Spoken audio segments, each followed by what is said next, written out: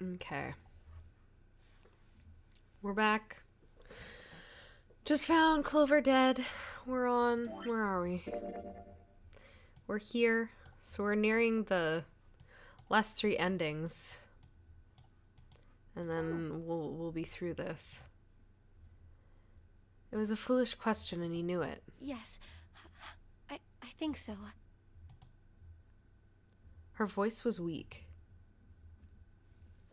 The fever had gone down, but the emotional scars she'd received most likely... What? The emotional scars she'd received were not likely to recede as quickly. Junpei laid his hands on her shoulders, and they walked back to the bedroom. You should get some rest. Can we check out the safe? Here, the bed. Can you sit? Yes. She nodded once and stared at the floor.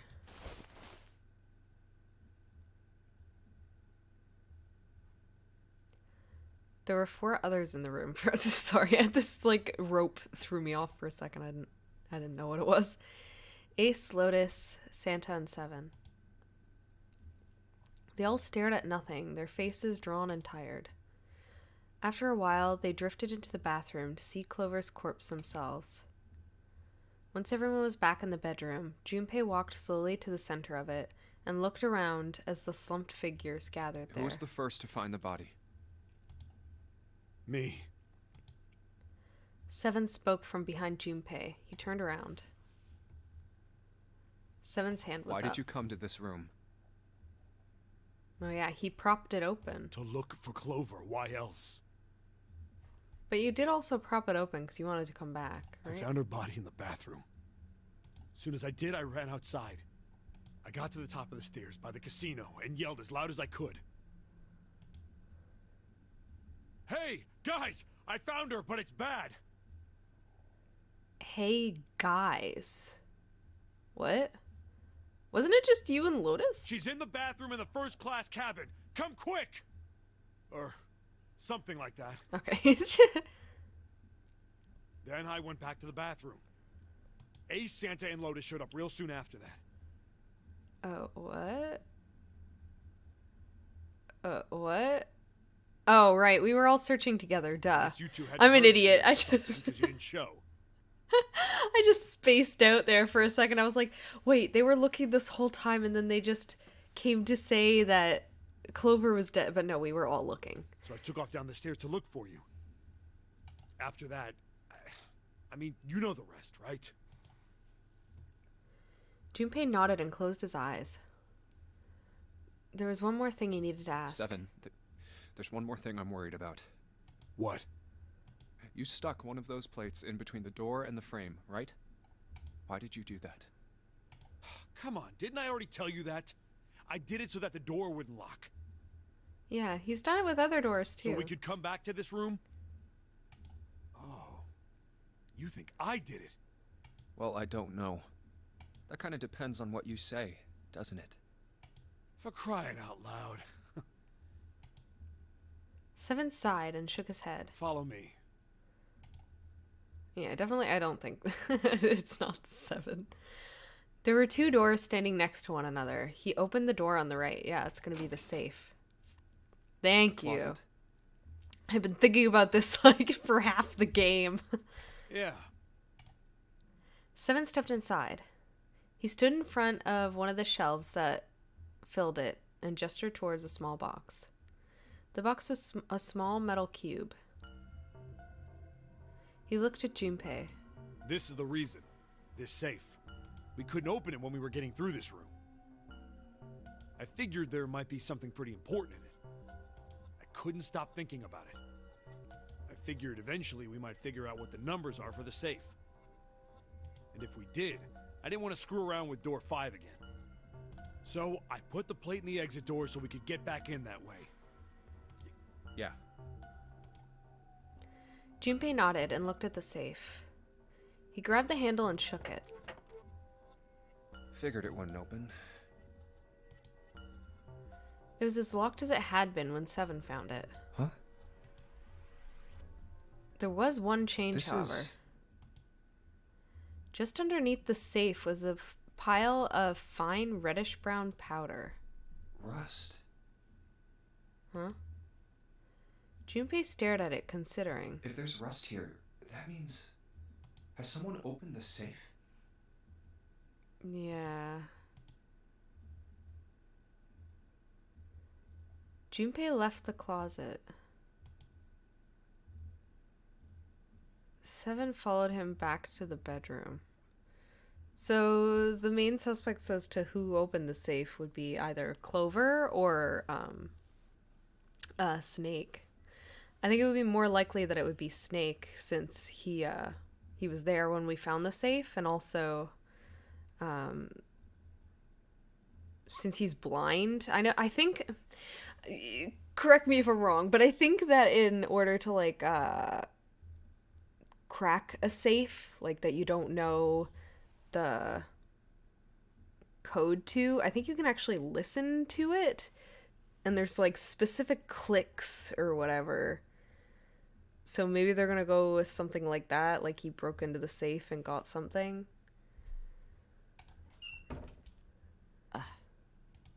Huh? Huh? That was a different noise, Ace. It was cold and quiet. No one spoke. They sat frozen in place by shock and grief and fatigue. The room felt tiny and oppressive, and the thick metallic smell of blood filled the room. Junpei turned and headed for the living room. Anything to get out of there. Maybe there's another clue. Anything that might lead us to discover who stabbed Clover. As quickly as they could, they searched around and under the beds and in the corners. His eyes caught on the door. The door that led to the passageway of door number 5. Behind this door. The ninth man's body is behind there. Maybe I should have another look at it, just in case. Maybe you should take the bracelet, or maybe I'll see the bracelet's gone. Quietly, he opened the door. Ugh. The smell hit him like a blow to the face. Oh, the hell? This smell is... His lungs contracted, unwilling to inhale such fetid air. Acid boiled up from the base of his stomach, churning what little food was in there into a violent froth. Why would you not hold your... You knew what you were going into. You just had to hold your breath.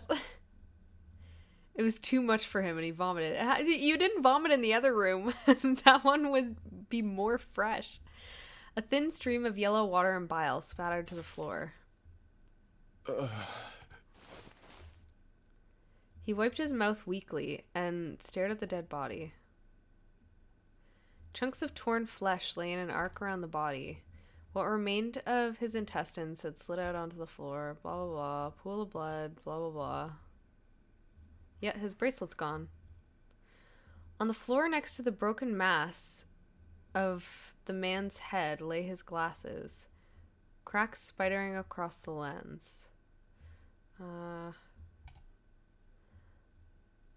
bloodstains near them had already dried like scabs on the floor. Did we check if Clover had her bracelet on?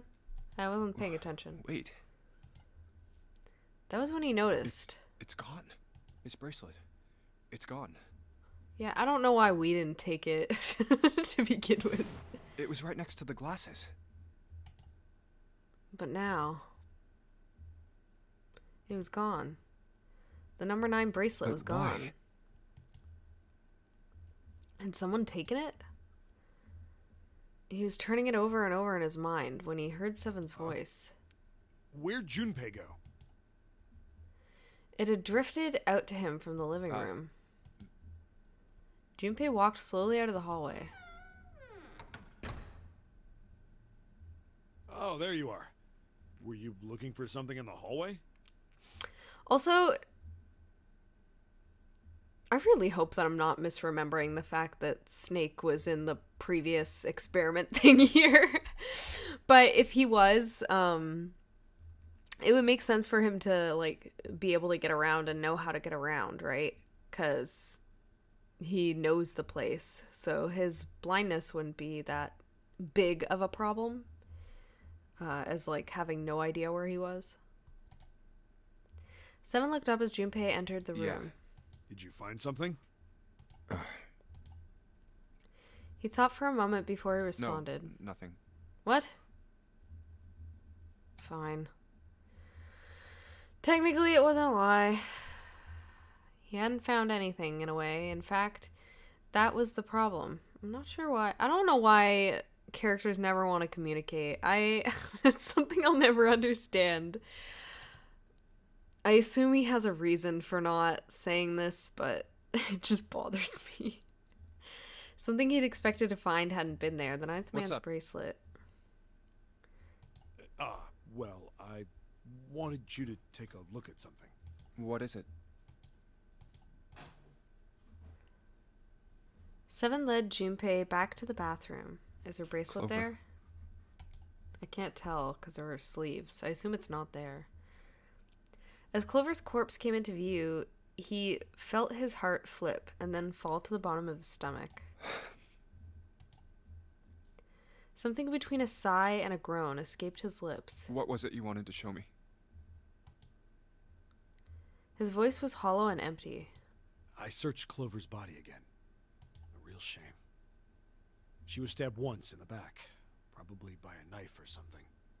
And I found this. As he spoke, he moved around Clover's head, then knelt down and flipped open her right hand. What? No. She was holding a piece of paper. I haven't actually looked at it yet. Didn't want to disturb the crime scene, you know? Basic stuff. I didn't want to disturb the crime scene, but I examined her body and moved it around. Well, I did borrow one thing. What? He wasn't sure what that meant, but it likely didn't matter. I borrowed one thing. Did he take her bracelet? The paper was more I'm important. opening it. He picked it up and carefully opened it. There were 2 sentences written on it. Truth had gone, and truth had gone. Ah, now truth is asleep in the darkness of the sinister hand. What? What is this? Some kind of secret code? Seven peered over Junpei's shoulder at the note. Junpei stepped away from Clover's body and into the living room. He began to pace, attempting to decode the note. Okay. Oops, sorry, Junpei. The first clue was likely the phrase "sinister hand." Sinister hand means what? What? What? I don't know. I assume the left hand, because people always associate left with being evil or whatever. Sinister was a term used in heraldry that meant to the left of the bearer of a coat of arms. Oh, does it? The left hand. The left hand. What does the left hand mean? Junpei looked at his own left arm. At the bracelet on his wrist. Yeah, that was the other thing I was thinking of. They all have the bracelet on their left. Does the darkness of the sinister hand have something to do with the bracelet? He examined the bracelet closely. I kind of wonder what would have happened if I chose the right hand, if it changes things. There's 2 things sticking out on either side of the face. The left and right sides of the face. What? What? Left and right. Left and right. Right and left. Truth is gone. Truth gone. Bracelet gone? Is that what that's trying to say? Truth gone. Maybe those 2 words. What about reading it out loud? How about switching the sentence around? What else could gone and truth mean? How about reading them backwards?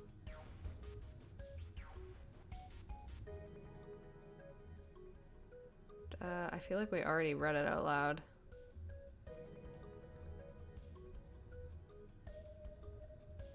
Truth and gone. Let's do this. What else could gone and truth mean? Also, is this affecting things? No. Truth, of course, means something that is correct, something that's fact. In other words, something that is right. The right hand?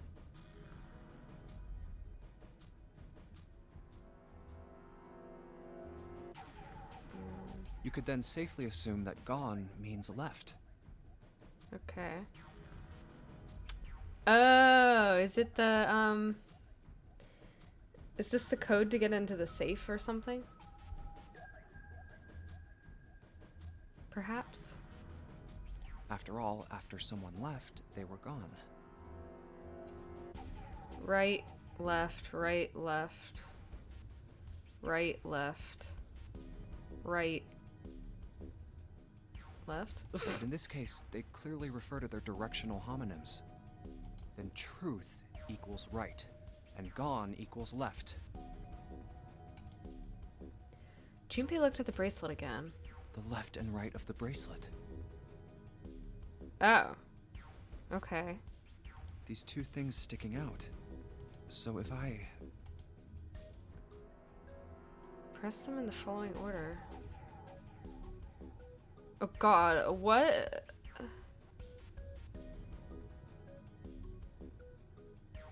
It started with truth.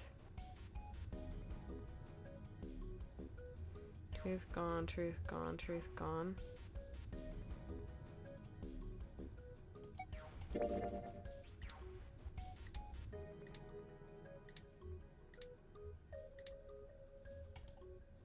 And then... What?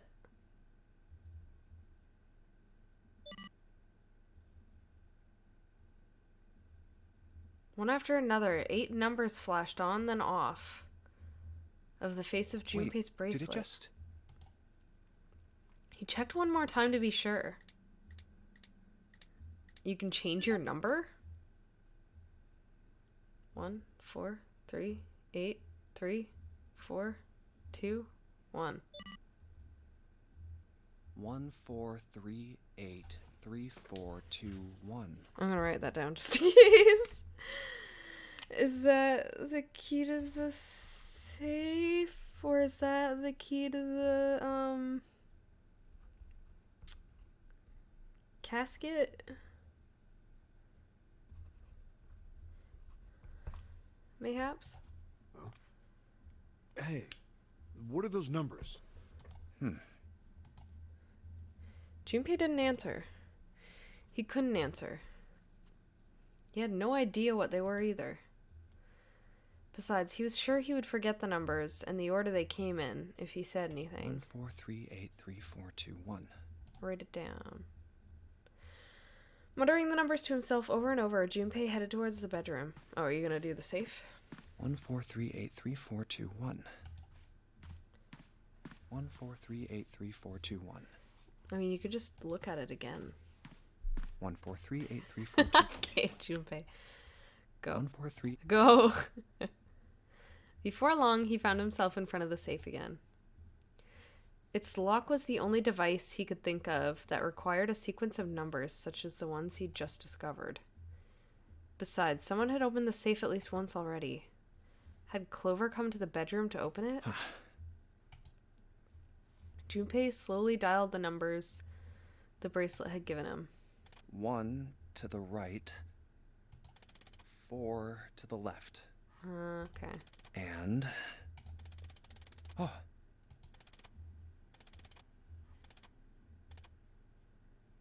Finished. Bingo. I'm glad this isn't... I knew it was for this. I'm glad we didn't have to figure out that code. A small telltale sound of a lock opening. He grabbed the handle and took a deep breath and pulled it up. Is this some sort of note? It Outside was a piece of paper. It was roughly the same size as the one Clover had been holding. Let's see. Junpei picked it up. This is what it said. Fact 1. The Nonary game was played once before, 9 years ago. Fact 2. The person with the number 2 bracelet attended the game 9 years ago. Okay, I wasn't just... Sometimes I hear things in the game and I think that maybe I made them up just because I don't trust my own mind sometimes. But anyway. Fact number 3. It was planned by the following 4 people. Cradle Pharmaceuticals CEO, which is Ace. Gentaro. I'm going to write these names down because I'm not going to remember like actual names if they come up again. So this is Ace. Ace. Cradle Pharmaceuticals Chief of Staff. I don't know who that would be. R&D Supervisor.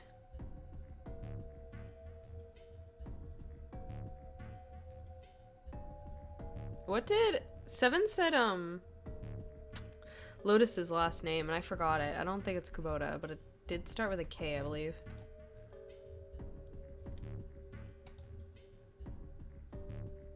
Aha. I must punish them for the innocent lives they sacrificed. This is the only warning they will receive.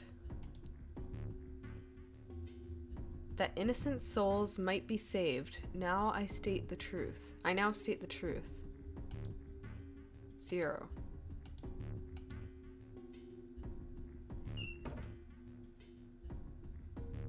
Junpei left the closet. There were 5 people waiting for him in the bedroom. Ace, Lotus, Santa, Seven, and June. He looked at each one of them in turn, then slowly placed his hands in the pocket of his vest. Sorry, but do you think you could all come with me? Come with you? What are we doing? I want all of you to go to the big hospital room. Okay. Why? There's something I want to be sure of. What do you want to be sure of? I want to know if the person I suspect is really the culprit. Wait, then you're saying... Yeah. I think I've got it figured out.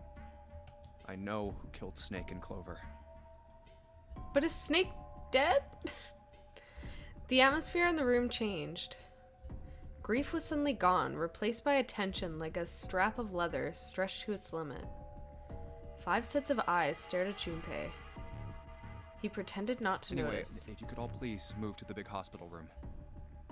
I'll explain everything as soon as we get there. I mean, if we're gonna have to choose a person, it's Ace, right? Then, almost as if on cue, the bell began to ring. They all heard it. It was the bell from the clock in the main staircase.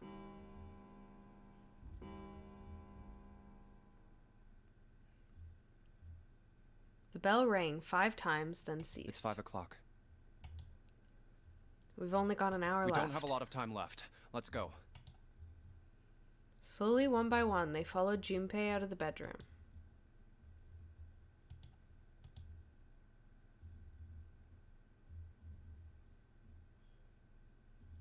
Actually, before we get started, I was hoping you could do something for me. Junpei stopped in front of the door 3 and turned around. Ace, Seven, and Lotus, could you please place your palms on the red? Hmm? Huh? Why? Wait, what? 7 and Lotus. It's 15, 16. One, it would be 7. If we need to get to the shower room, why don't we just... No, we're not going inside. Once you've authenticated, step away from the door. Why? Please, just do it. Or perhaps you don't want to know who killed Snake and Clover. Junpei's implication was clear, and Seven understood perfectly. Fine. What about you, Ace? Lotus? Very well. Sure.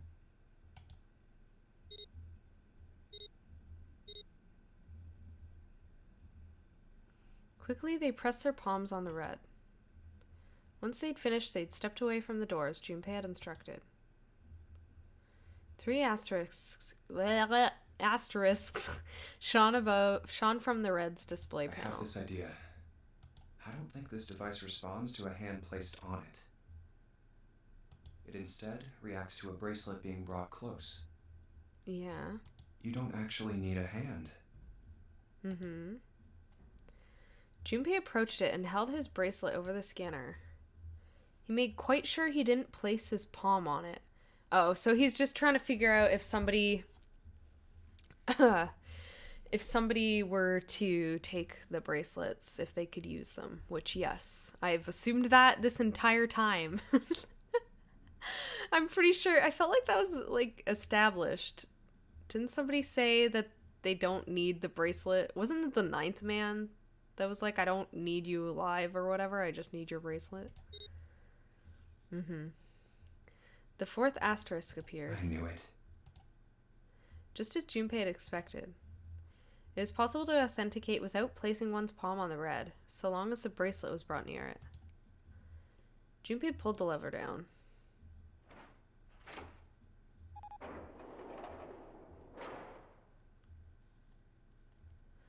Door 3 opened like a hungry mouth. 3 long seconds passed. Or 9 long seconds passed. Looking at the big 3. And the door shut, unfed. Junpei walked slowly back to the others, who were waiting some distance from the door, talking to one another. Santa and June joined them as well. Huh? It looked as though they hadn't found a chance to break into conversation yet. As Junpei approached, they turned to look at him, curiosity playing on their faces. Before long, the other 3 did as well. What was that about? How should I know?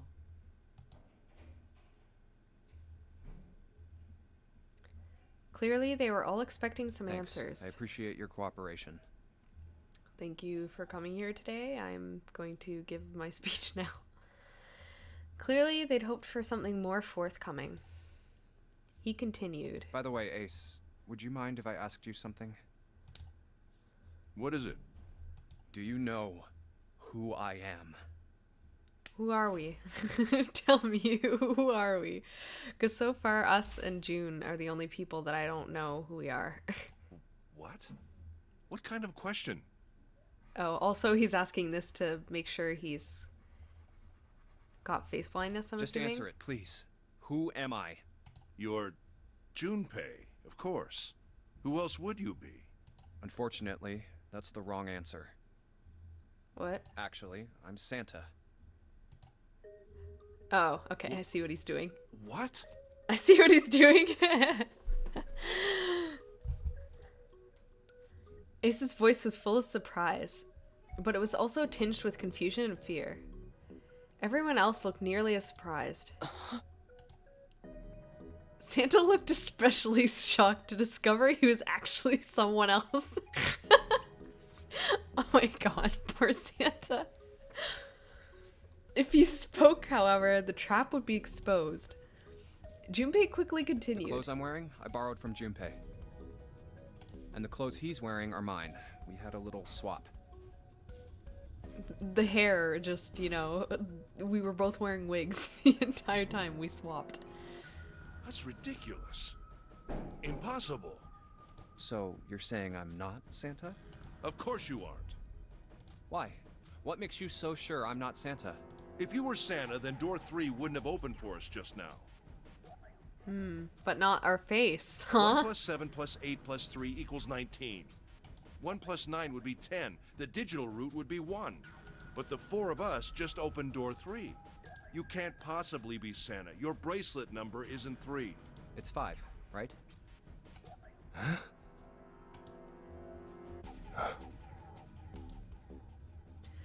Only then, when it was too late, did Ace realize his mistake.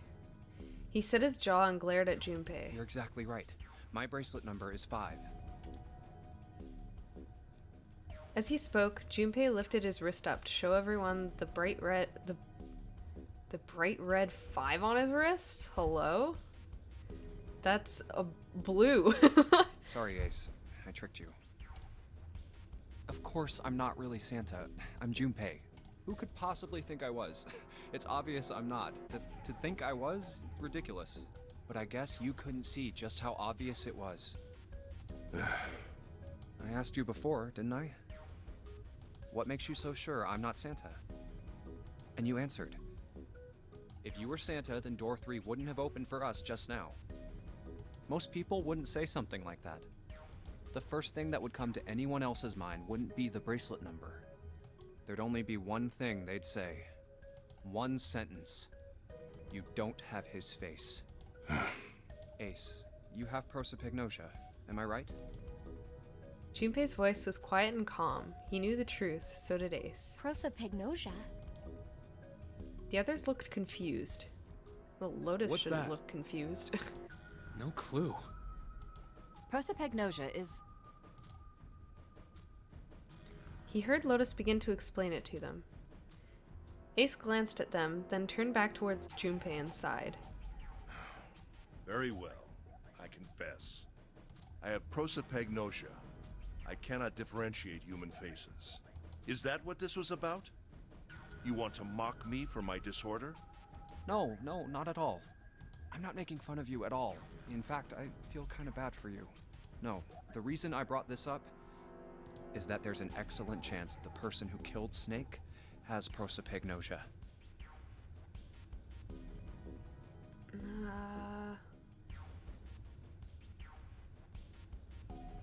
Oh, would it be because the dead person that was in there was wearing Snake's clothes? Ace's face tightened, his eyes narrowed. What do you mean? Junpei leaned casually against the iron piping of one of the beds. I'll just come right out with it. I think it was you, Ace. You killed him. Dun dun dun dun. Junpei was suddenly very aware of 5 pairs of eyes on him. He had their undivided attention now. The room had grown very, very quiet. Junpei took a deep breath. That's ridiculous. What possible evidence do you... I have 3 pieces of evidence. The first, think back to a few hours ago. You made us argue over the 3 doors here in the big hospital room. There was no way all 7 people could go through them. Lotus suggested that we sacrifice one of us. Lotus looked away awkwardly. Junpei glanced at her and Then continued. you, Ace, said, I'll stay here. Why would you say something like that? It's pretty simple, really. You didn't want us to see the dead body in the shower room. You see, if Ace stayed behind, there were only 2 doors the rest of us could go through. Doors 7 and 8.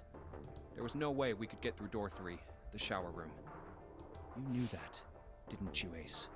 That's why you volunteered to stay behind.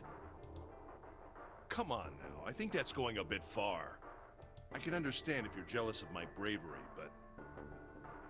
please don't devalue my actions. I only wanted to save the rest of you. Surely you can understand my altruism. Altruism, huh? Junpei stared off into the darkness at something very interesting and lazily began to dig at a persistent bit of wax out of his You ear. already knew, didn't you? You knew that whichever doors we took, eventually we'd end up back in the big hospital room. What on earth are you saying? Of course I didn't know that. How could I have? Really? Yes. Plating was not something they'd heard from Ace before. Junpei pulled the piece of wax from his ear, glanced at it, and flicked it off into the darkness. Oh well, that's cool. I've still got 2 more pieces of evidence that say you're the killer. The second is that, as I said earlier, you have prosopagnosia. Then you mean to imply that a person who can't distinguish human faces must be a bad person? Junpei, they call that prejudice. No, I am not that stupid. Then why? Well, before I explain, I suppose there's something I should tell you. The corpse in the shower room. It's not Snake's. Yup. What? Ace's face went pale. The others looked confused as well. If the body wasn't Snake's... I didn't put it together right away, but there was something Clover told me. She said that Snake's left arm was prosthetic. He'd lost his real arm in an accident. But the body we saw in the shower room, let's call him Guy X. Guy X's left arm was definitely flesh and blood. In other words, Guy X couldn't possibly have been Snake. Oh God. No. That's impossible. Ace had started muttering deliriously to himself, shaking his head back and forth. Junpei was long past caring. Let's say, hypothetically, that the killer didn't have prosopagnosia. If that were the case, he would immediately realize that Guy X wasn't Snake. Even if the clothes were the same as Snake's, their faces would be completely different. It would have been obvious they were different people. So do we know who that person was?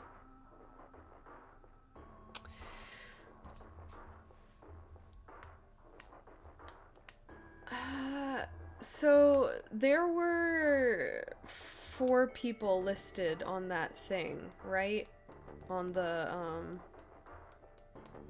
like, I want to punish these 4 people. One was Ace, and there was 3 others. We know that there's a dead captain that was on the ship. Maybe he was one of the people. And there's the 9th man that I'm pretty sure was tricked by someone, which I guessed it was, Snake at the beginning, and I still kind of think that might be true. He might have been one of the people as well.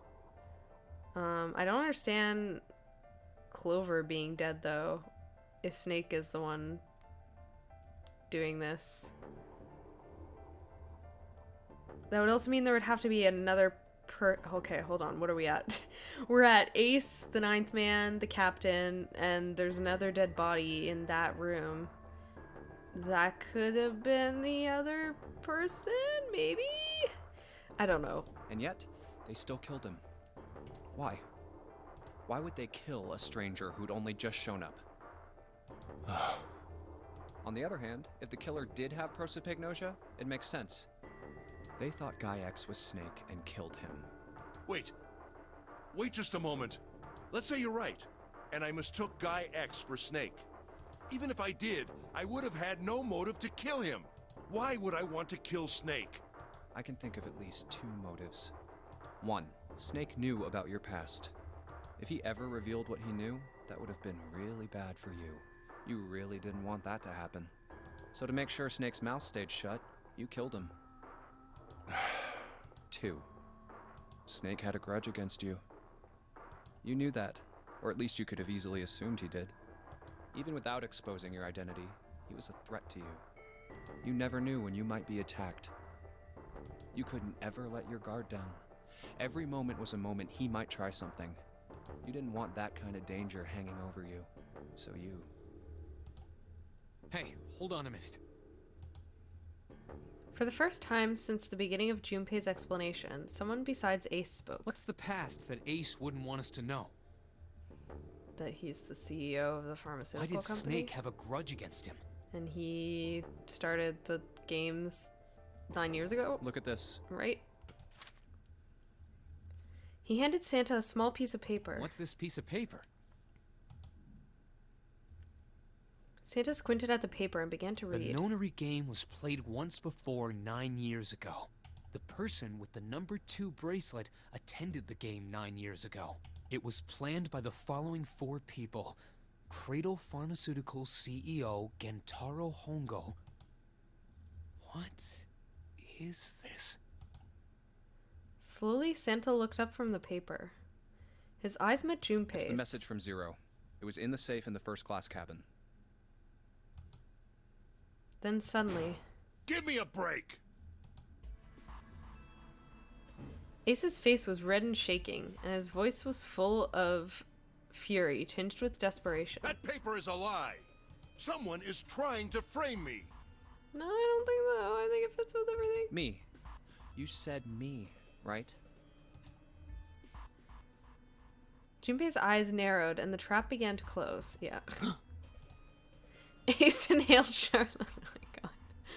Ace inhaled sharply. His eyes flicked off of Junpei to something, anything else. Wouldn't that mean You are Gentaru you're Gongo. admitting you're Hongo, the CEO of Cradle Pharmaceuticals? That's it. Or am I mistaken? It was as though a switch had been flipped. The color drained from Ace's face, and as he realized what he'd done, his eyes went wide. Very well. I admit that much. I am certainly the CEO of Cradle Pharmaceutical, Gentaro Hongo. So what if I am? I don't know anything about this nonary game that supposedly took place 9 years ago. Well, you started it. Everything on that scrap of paper is bullshit. Someone is trying to set me up, you see? First of all... First of all. Ace stammered as he tried desperately to work himself into a more tenable Junpei, position. you're claiming I did this all by myself. What? Think that over, all right? How could I have killed Snake all by myself? Yeah, no, you Not couldn't. Snake. It was Guy X. I don't care who it was. You said the killer put this other man into door 3, right? Yeah, maybe. Then I couldn't have possibly done that alone. I couldn't have opened door 3 with only myself and Guy X. Nope. You could have. Could you?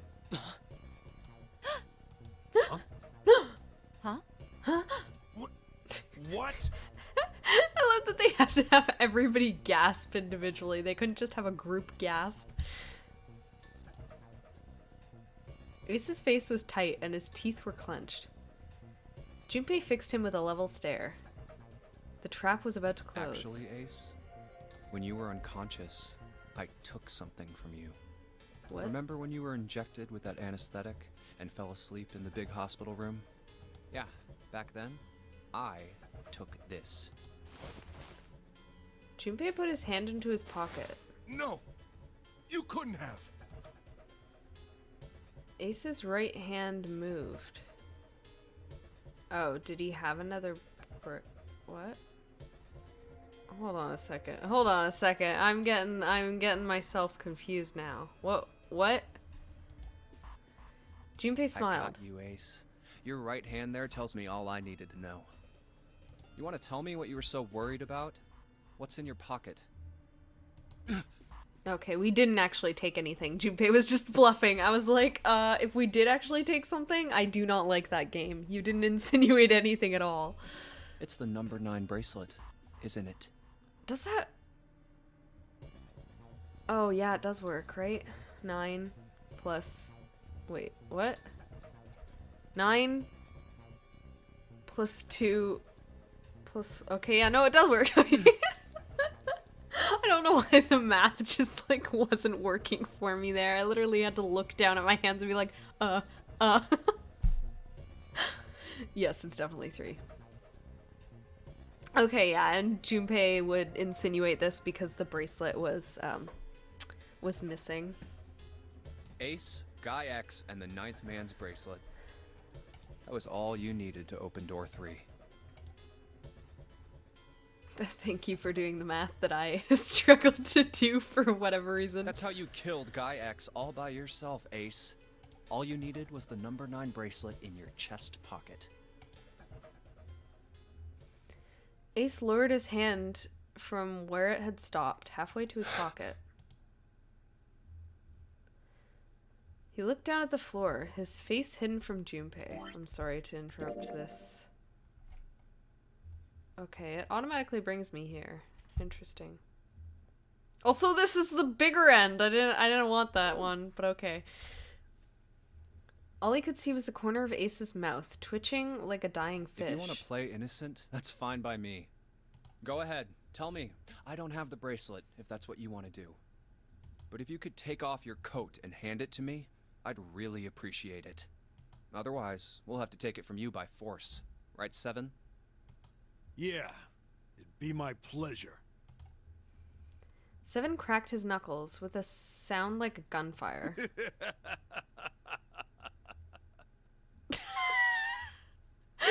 laughter just with this sad right. Alright. Ace roared with laughter. He threw his arms wide and his head back and laughed, filling the room with a sudden sound that scarcely belonged there. Then it stopped. His arms came down and his head dropped to look straight ahead at Junpei.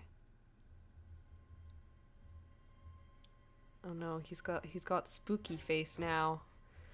His face was flat and cold, devoid of any emotion. Well done, Junpei. As you so correctly deduced, I have the number 9 bracelet. Oh gosh, even the music is spooky. I retrieved it while we were searching for the missing hardware for the red. I left the room I was supposed to search and headed to the first-class cabin on B deck. Okay. His voice showed no emotion. His voice showed no emotion, no sense of remorse or interest. It was almost bored, as though he were reciting an especially dull corporate letter. My purpose was to obtain the number 9 bracelet. 9 is a potent ally in the nonary game. Adding 9 to any set of numbers won't alter the digital root.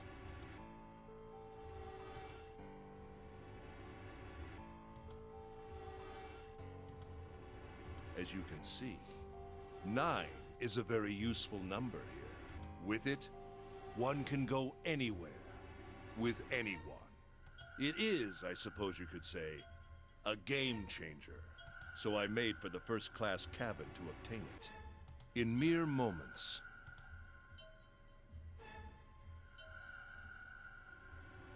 I successfully acquired the number 9 bracelet. There was also an unexpected bonus. The knife the 9th man had used. So wait, Ace killed Clover as well? Okay. I quickly pocketed both of them and left. I made my way back to where I was expected to be. That's when I ran into Snake. Well, this guy X, actually. I spotted him ahead of me. He was heading for the large hospital room and hadn't noticed me. The man wearing Snake's clothes arrived at door 3. When he stopped, I walked up behind him and called out, "Snake." He turned around. He said nothing. His mouth simply hung half open. He seemed dazed somehow, almost like a man half asleep. Yeah, okay. I'm seeing how this plays out. He was probably drugged. So I assume he was one of the people that Zero wanted to punish or whatever. Or Snake wanted to punish. Because why else would they be wearing Snake's clothes? Perhaps he had been drugged. It wasn't important. I tend to gloss over little things like that. Well, maybe you shouldn't. I was certain that man was Snake. I knew Snake had taken part in the nonary game 9 years ago. Being blind, it made sense that he didn't recognize me immediately upon our first meeting. But why then hadn't Snake said anything to me later?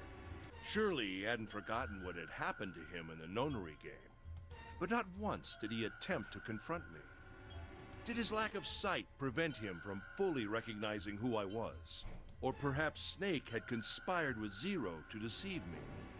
Regardless, he was a threat, and it was better to deal with him sooner rather than later. I had to get rid of him before he took action. With quick thinking, my plan went into motion immediately. I held the number 9 bracelet over the red. I waved my own bracelet in front of the red, and then grabbed Snake's arm and shoved his hand against the scanner panel. The door opened. I threw the man through it. 9 seconds later, the door shut. 81 seconds passed.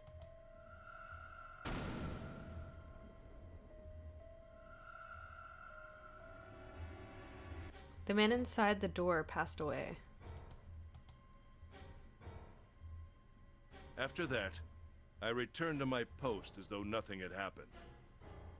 Yeah, I have to assume that that was one of his, like, colleagues.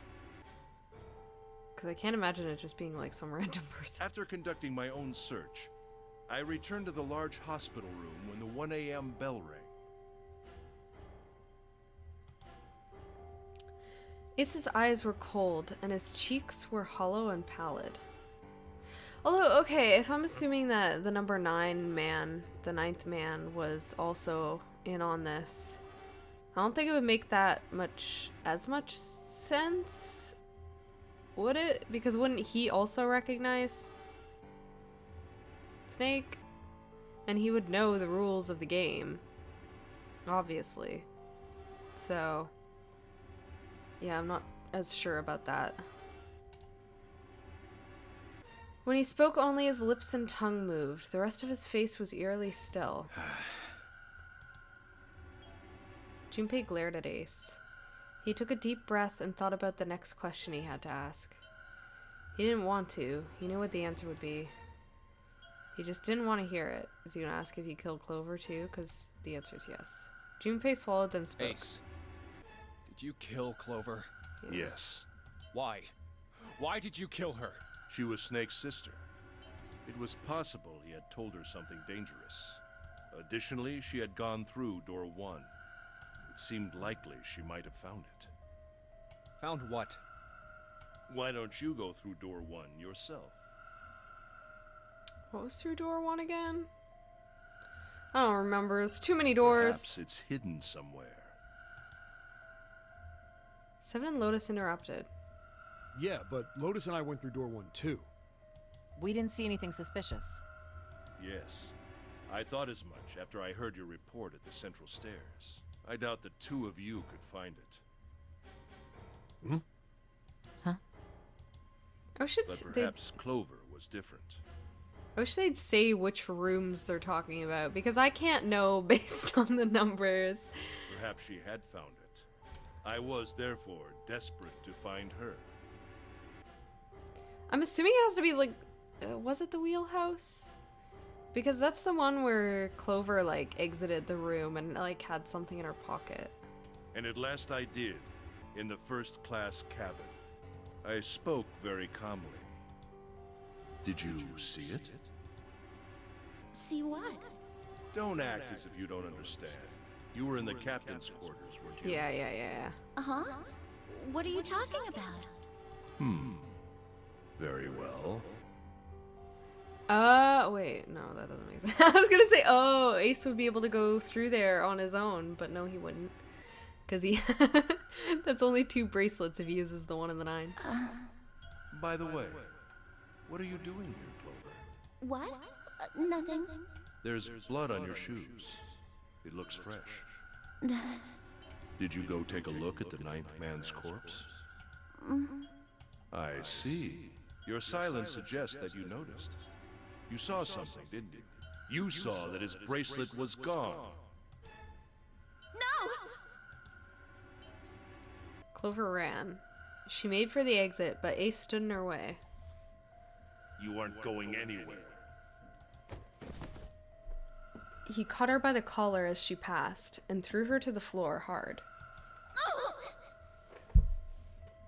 You're staying here. No! She leapt back up and darted past him into the hallway. Ace followed at a run. Don't you run, little girl.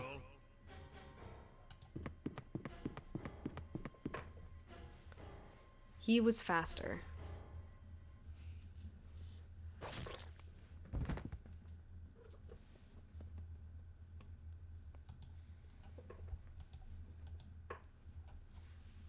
That was how I killed Clover. Okay.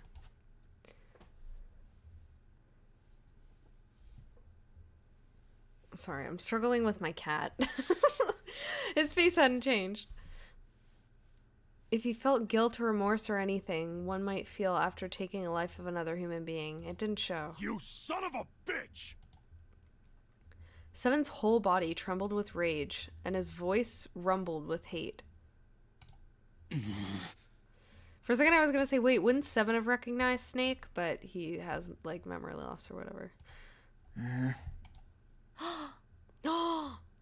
So who are June and Junpei in this whole thing? Who are they?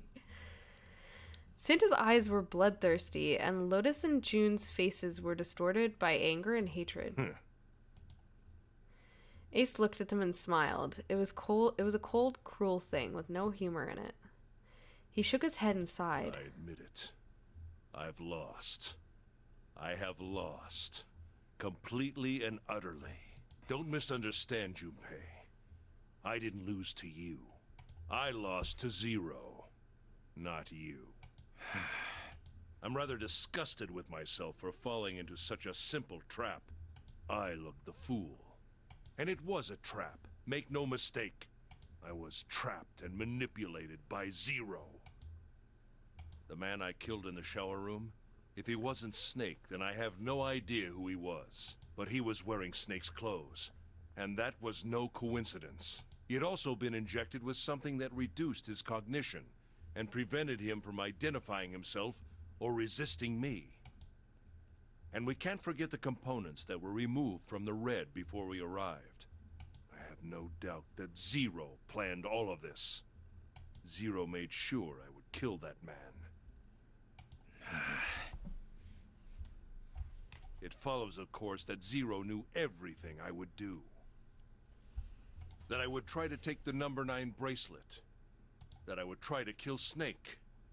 Everything. Suddenly, Junpei remembered the paper he'd found in the safe. He remembered the last words Zero had written on it.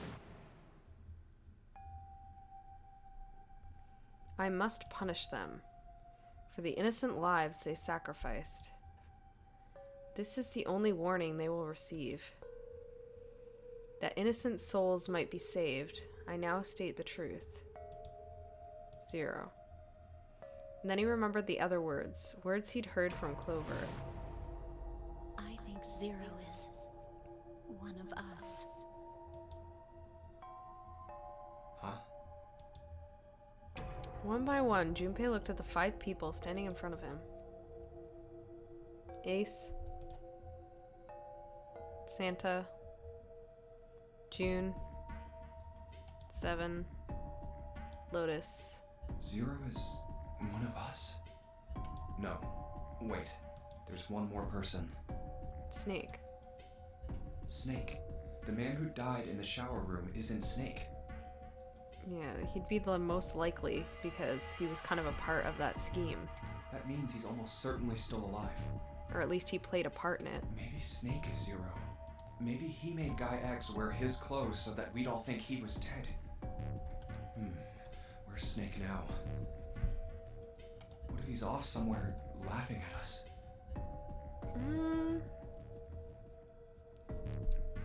I don't know about that. If he is Zero, he must have been lying to us about everything else. It does seem odd, though.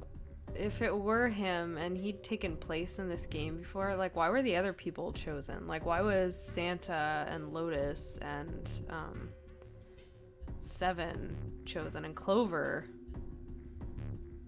Because they were all, like, kind of victims and things, too, right? Like, Lotus had her daughters taken, and Santa, it was his sister who, like, died. And I mean, Seven was trying to help them. Is he watching us? Well, he wouldn't be watching, he'd be listening.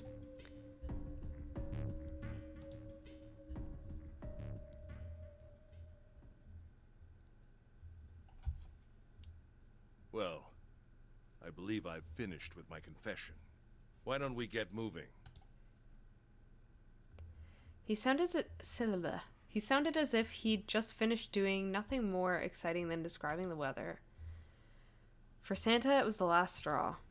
What the hell is this shit? You aren't going anywhere, you son of a bitch! We're gonna leave your ass here to rot! Why? Because I killed Clover? That's ridiculous.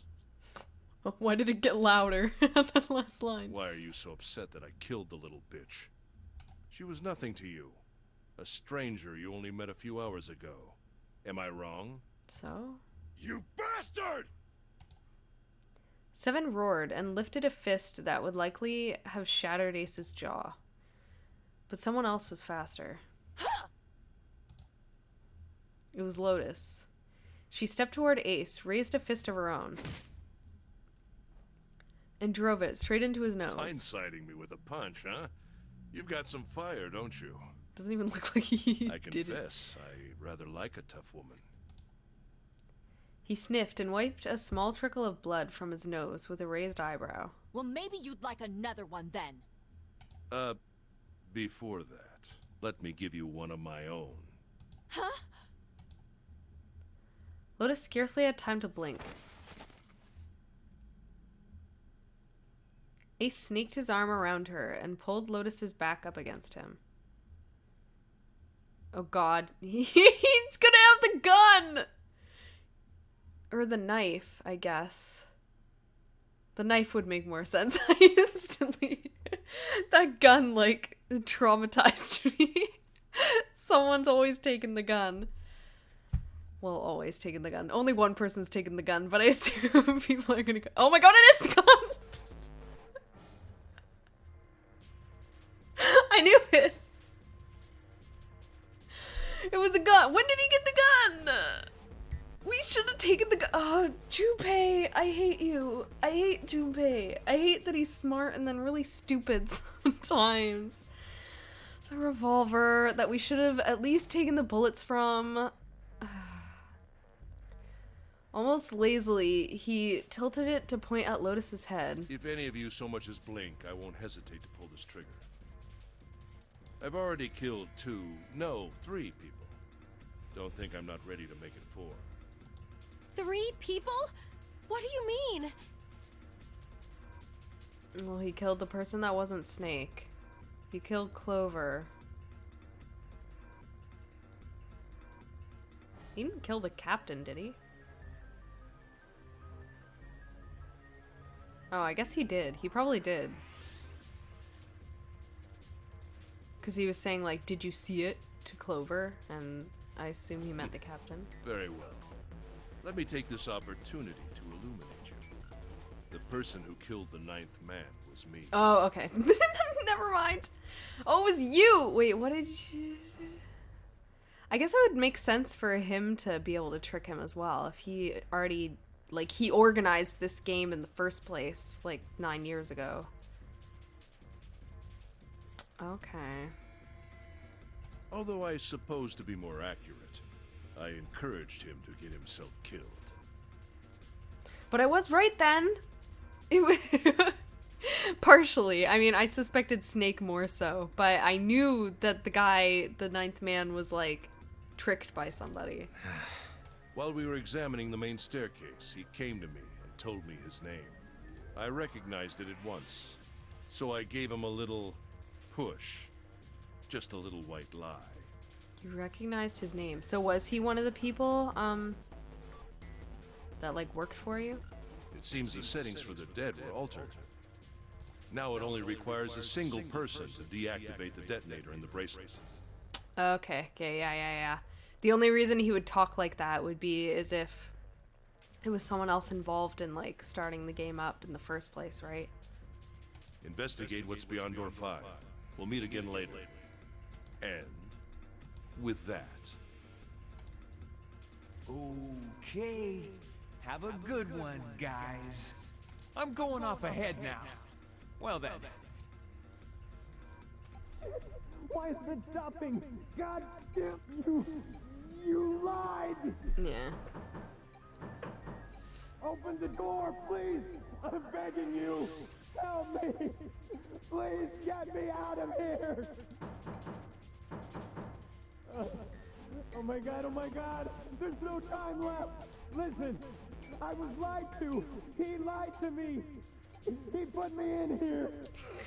Couldn't say a name or anything like that. It was him. He killed me. I guess even if he had said a name. Well, he could have said a number, I guess.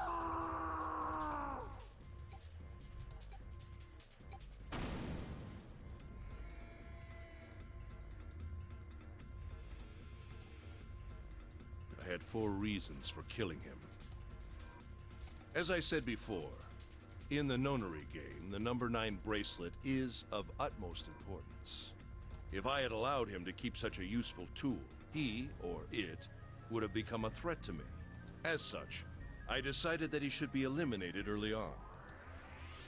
I wanted the number 9 bracelet. If I could manage to obtain it, I would be able to manipulate the game as I saw fit. I would be unable to acquire the bracelet unless its owner was dead. That's the second reason. Even setting aside his number, he would have been nothing but trouble for me. He was aware of my past. He knew what happened here 9 years ago. It was important that I eliminate him before he was able to disseminate this information. Lastly, I wished to conduct a simple test. A test to see if this nonary game was serious, or a poor attempt at a joke. I needed to be quite sure. As such, I encouraged him to act against the rules so that I might observe the outcome. Junpei I glared don't at him. get your third motive. What the hell happened 9 years ago? What do you mean? What do you mean? Didn't I say? The nonary game was played. I planned it out, and I conducted its execution. Why? What on earth was it supposed to do? I don't really think I have any obligation to tell you that. Ace smirked. He was trying to provoke them, and it was working. Although Ace had paid very little attention to Lotus after catching her, the gun had never wavered from her temple. She looked quite pale, and when she spoke, her voice shook. Hey, what's with this gun? Where did he get this? Why don't you tell her, Santa? Santa ground his teeth and glared at Ace. On the other side of door 6, we found the gun in the coffin in the cargo room, right? The bastard must have grabbed it when we weren't looking. Indeed I did. That was a pretty serious mistake, you know. Just saying you intended to leave it behind. Yeah, it was stupid. I don't know why Junpei left it. Ace laughed, a short derisive snort, and gave Junpei a sickeningly? I think a sickeningly. Wait. Is this am I like dying? What's happening? Sickeningly. Shouldn't it be sickeningly? Whatever. Well, there isn't much time left. I'll be off then. Well, where are you going? Going through the 9 door. He's got all he's need. He's got all he's need. Do I really need to explain? I had assumed it would be obvious. I have the number 9 bracelet, and now I have Lotus. Wasn't there a door with a 9 on it in the room that looked like a church? That's where you're going, isn't it? And how do you know that?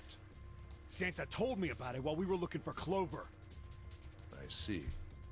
Well, you are correct. That is my destination. But now I must say goodbye to all of you. Ah, and please, don't forget my warning. Move and I'll pull the trigger. I don't need her alive to open the door, you know. As he spoke, Ace began backing towards the door, practically dragging Lotus behind him. Shit! He's getting away! But we can't risk it. Junpei, Santa, June, and Seven stood frozen. Ace had the face of a man gone mad. They had no doubt he would pull the trigger. Ace had reached the exit. Now, Lotus, open the door for me if you would. He forced Lotus to open it, then turned and addressed them once more. Goodbye. Then he stepped through the door.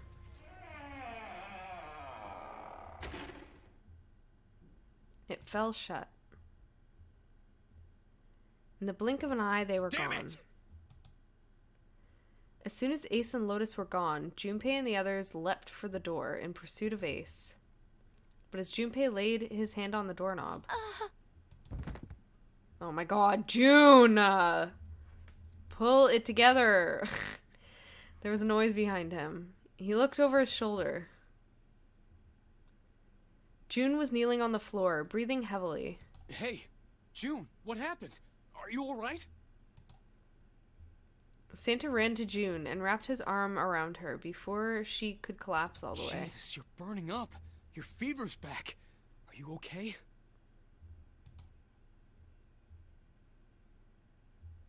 June's fever had returned, again, for no apparent reason. Yeah. So, I'm assuming, I don't know. I'm still trying to figure out why June and Junpei are here.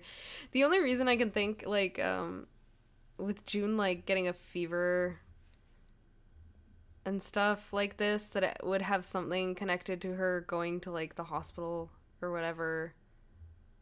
Because in one of the timelines, I don't remember if it was this one, they'd mentioned the kids who were put into the 9 years ago Nonary game were there because they'd went to like that one hospital or whatever. Ugh, but her fever thing has got to be like plot relevant. They wouldn't just do that for no reason. If they did, that would make me upset. Her eyes were watery and her eyelids drooped. Her breath came in dry, shallow gasps. I'm okay. Really. I'm fine. You should be worrying about Lotus. She was breathing hard now, and she could barely summon the strength to talk. I mean, half of us could go after Lotus, and half of us could stay here. Junpei was torn. He couldn't leave June alone in the state she was in. But every moment they waited, Ace was farther away, Lotus's life in his hands. What was Junpei supposed to do? June's eyes drifted to Junpei. She managed to muster a weak smile. Jumpy, don't worry about me. I just need a little rest. I'll be fine. Don't you remember? I just needed to rest a little bit last time. So please, please save Lotus. Think about what Ace has already done, Junpei. When he's got what he needs from Lotus, you really think he's just gonna let her walk away? Yeah. Damn it.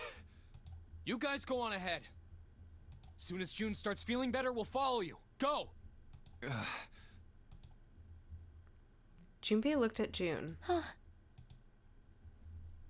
She nodded once. She couldn't manage much more. But it was all the confirmation Junpei needed. His resolve was set. All right. Come on, Seven. We're going after Ace. Hell yeah! Santa, you take good care of June. I'm trusting you. I'm surprised Junpei didn't say, no, you go, and I'll stay here. Got it. Santa nodded. His, like, headband things still weird me out a little bit. They don't quite go all the way around. I don't know if that's a stylistic choice or not. Junpei turned before he had a chance to change... Junpei turned before he had a chance to change his mind and started running toward the door. He could hear Seven's heavy footsteps behind him. Let's go! Junpei and Seven exploded into the hallway, their feet pounding the metal floor as they ran.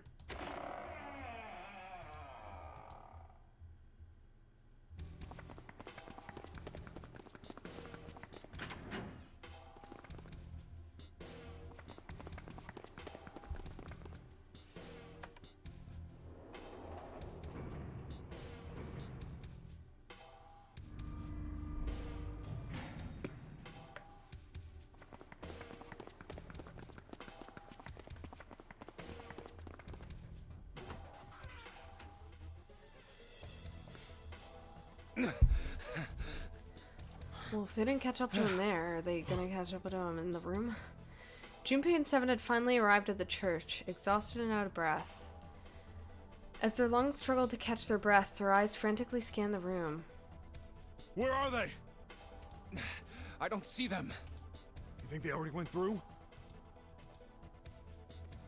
He reached up to wipe a palmful of sweat from his brow. Maybe. Even as he spoke, Junpei was already on his way to the larger of the number 9 doors. Let's check the red. The display panel read vacant. He spun around and headed toward the smaller door. This red would tell him if Ace and Lotus had moved to another room. Engaged. It's occupied. That means Ace and Lotus went through here. Yeah, it seems like it. Junpei and Seven stepped away from the door. They retreated to the center of the room and began to talk. What do we do now? Yeah, what should we do? Well, the big door is still vacant, but... Can you open the coffin? The two of us can't do anything with it. Yeah, not even counting how our digital route isn't 9.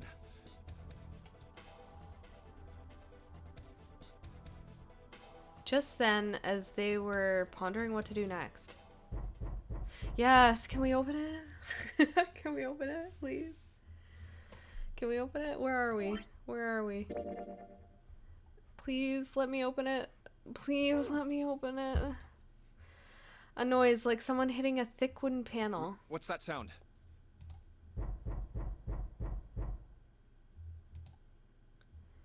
Junpei looked up, surprised. Seven followed suit, his eyes jumping around the room, looking for the source of the sound. Is this gonna end the same way as the other one did? Because I don't want... It's coming from over there. It wasn't long before they found the altar. Or more precisely, what was on it. The coffin. Yeah. Let's open it. How? By force! I don't think that's gonna happen. Well, you never know till you try, right? The only necessity for success is the willingness to... Who said that? I for... I'm Anyway, done this kind we've of got it. already. Junpei and Seven left of the coffin, grabbed hold. They couldn't open it. Damn it! See? Didn't I tell you? If you could just pull it open, why would it have something like that? Seven pointed at a keypad on the side of the Right. coffin. So unless I put in the right passcode, it's not gonna open. Do we know the passcode? I don't think we do. The noise hadn't stopped. In fact, it continued. It had only gotten louder and more forceful. What were they supposed to do, Junpei Is there wondered. some sort of clue somewhere? Oh my god, it's gonna end here again. It's gonna end here again! They stood there for a few moments, staring at the coffin, and then Seven spoke. Hey, Junpei. I remember you mumbling about some weird numbers over by the bathroom in the first-class cabin. Oh. You got those numbers by solving the secret message Clover was holding, right? Oh, would it be the same Truth one? or gone, or something like that.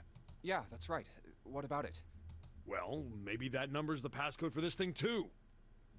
Come on, that's impossible. We'll try Those it. numbers were the code to unlock that safe. Yeah, but the person who set up that safe in this coffin is the same person, right? Zero set up both of these. Yeah, probably. Well, then they might have set the same passcode for both of them. That's ridiculous. Why don't you just try it? I mean, it's not like you'll make things any worse. It'd just be a waste of time. There's no way they're the same number. What do you mean a waste of time? Try it! How do you know that? You never know until you try. Yet literally you just said The only that! necessity for success is the willingness to suffer 1,000 failures. Thank you, Seven! Who said that? You. Fine. He knelt down in front of the keypad and looked at it. Perhaps because he'd repeated them so many times before, the numbers came easily to Junpei's mind. 1438 3421. Quickly, he typed them in. Please, please. Please. He checked that he'd entered the right numbers, took a deep breath, and pressed the E button. Please? It only took a moment. Please? Thank you! What? Thank you! You gotta be kidding me. There was a click. Person? And with a heavy clunk, the lid of the coffin slid off onto the floor. Someone sat up from inside. Thank you! Snake! Thank you! I knew it was you! I knew you were in there! You? Why? Also, what the heck are you wearing? I guess you wouldn't be wearing your clothes because they were on somebody else. Ah, those voices. Junpei and Seven, unless I'm mistaken. Where are the others? Are they elsewhere? What do you sound so calm. You just came out of a coffin.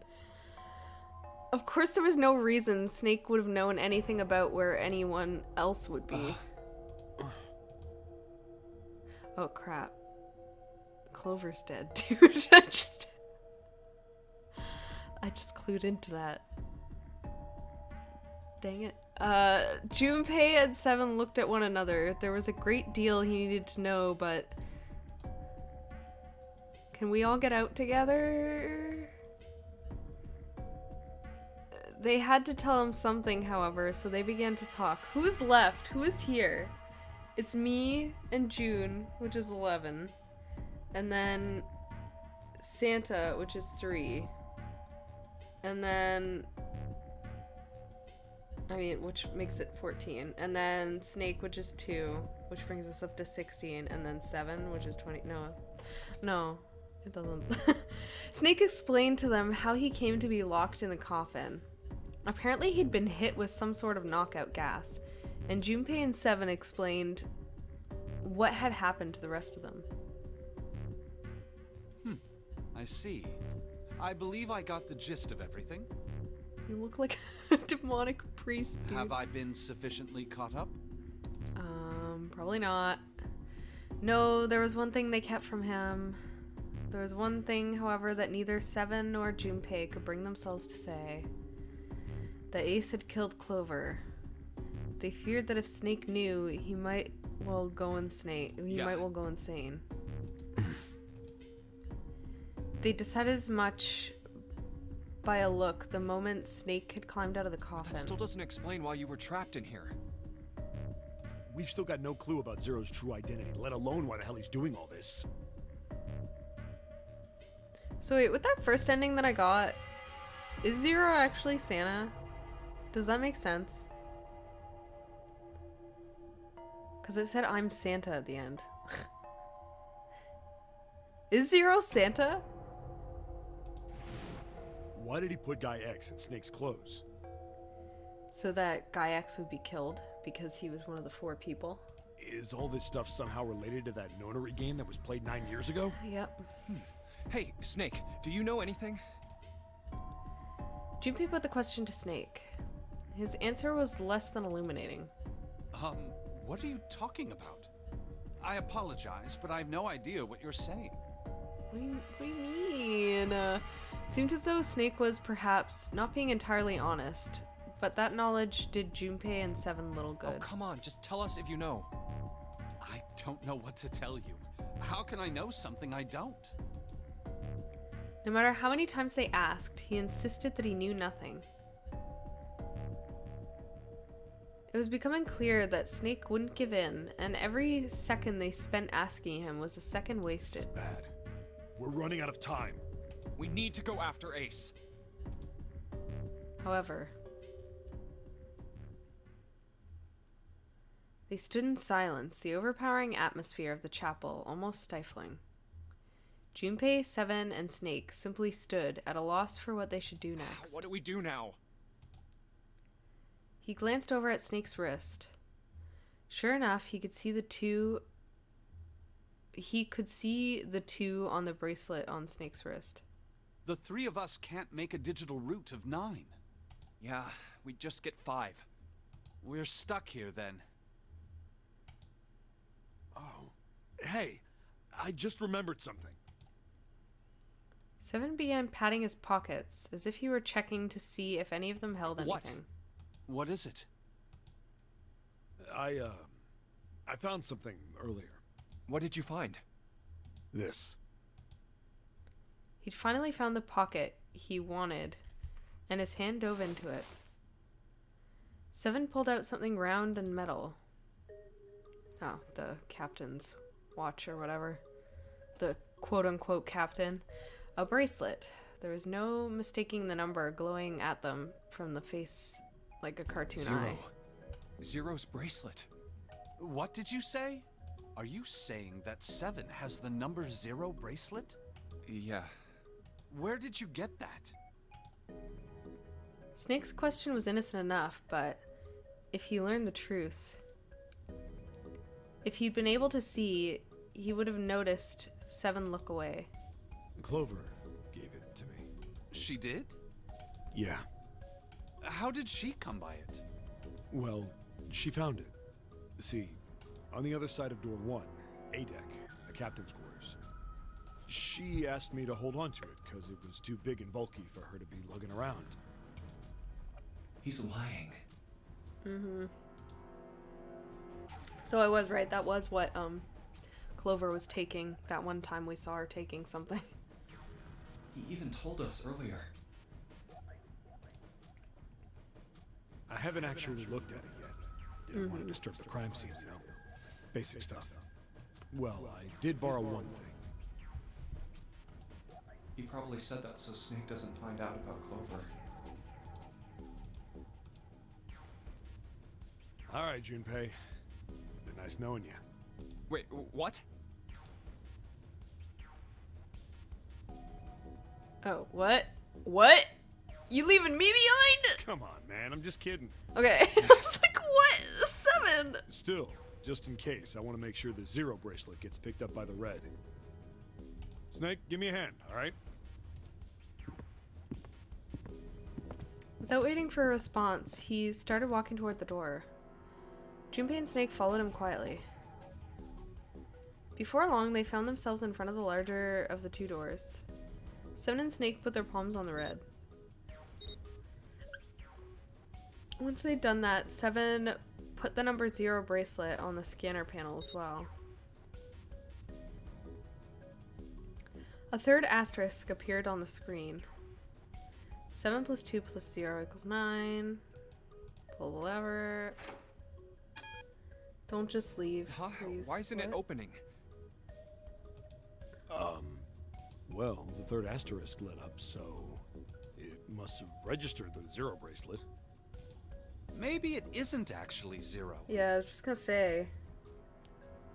It's probably a different number. Huh? What? That bracelet may not actually produce the number 0 when scanned. That is what I'm saying. But what is it actually then? Why don't we try a few different combinations? Perhaps we can determine what number that bracelet actually contains. Oh, got it. Junpei nodded. They decided to use the following combination. Does it matter which ones I try? Start with this. Let's all go. Let's try all 3 of us and the... If this combination works, then the number for this bracelet is 4.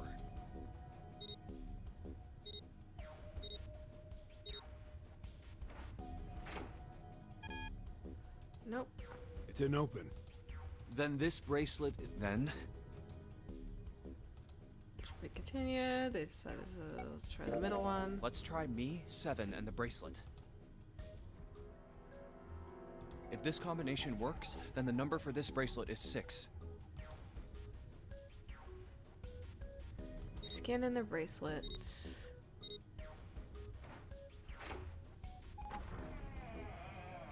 Okay, it's a 6. It's the same as June's. It opened. Yes, so it would seem. I love Snake's voice. I miss that. I'm I'm upset that he's like gone for most of the game. 7 clearly hadn't thought their experimentation would produce anything useful and looked rather confused. Snake was, as usual, calm and smug.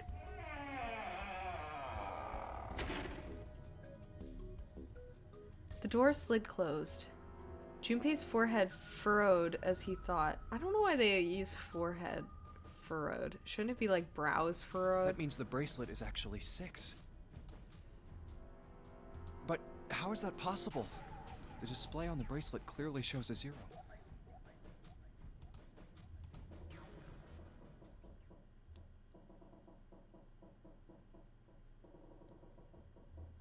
Yeah, we've been taking too long. With it came the sound of water pouring into parts of the ship that had until recently been dry. Oh man, that's not good.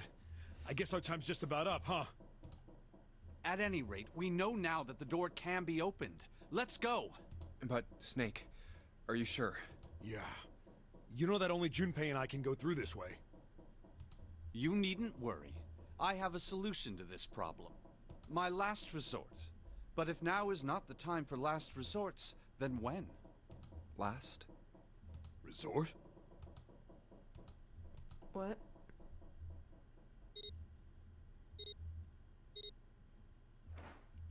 Wait, what? I don't get to find out?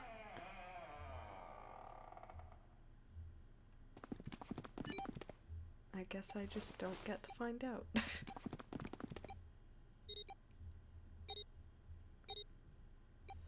Oh, is there gonna be a puzzle in here? What's gonna happen?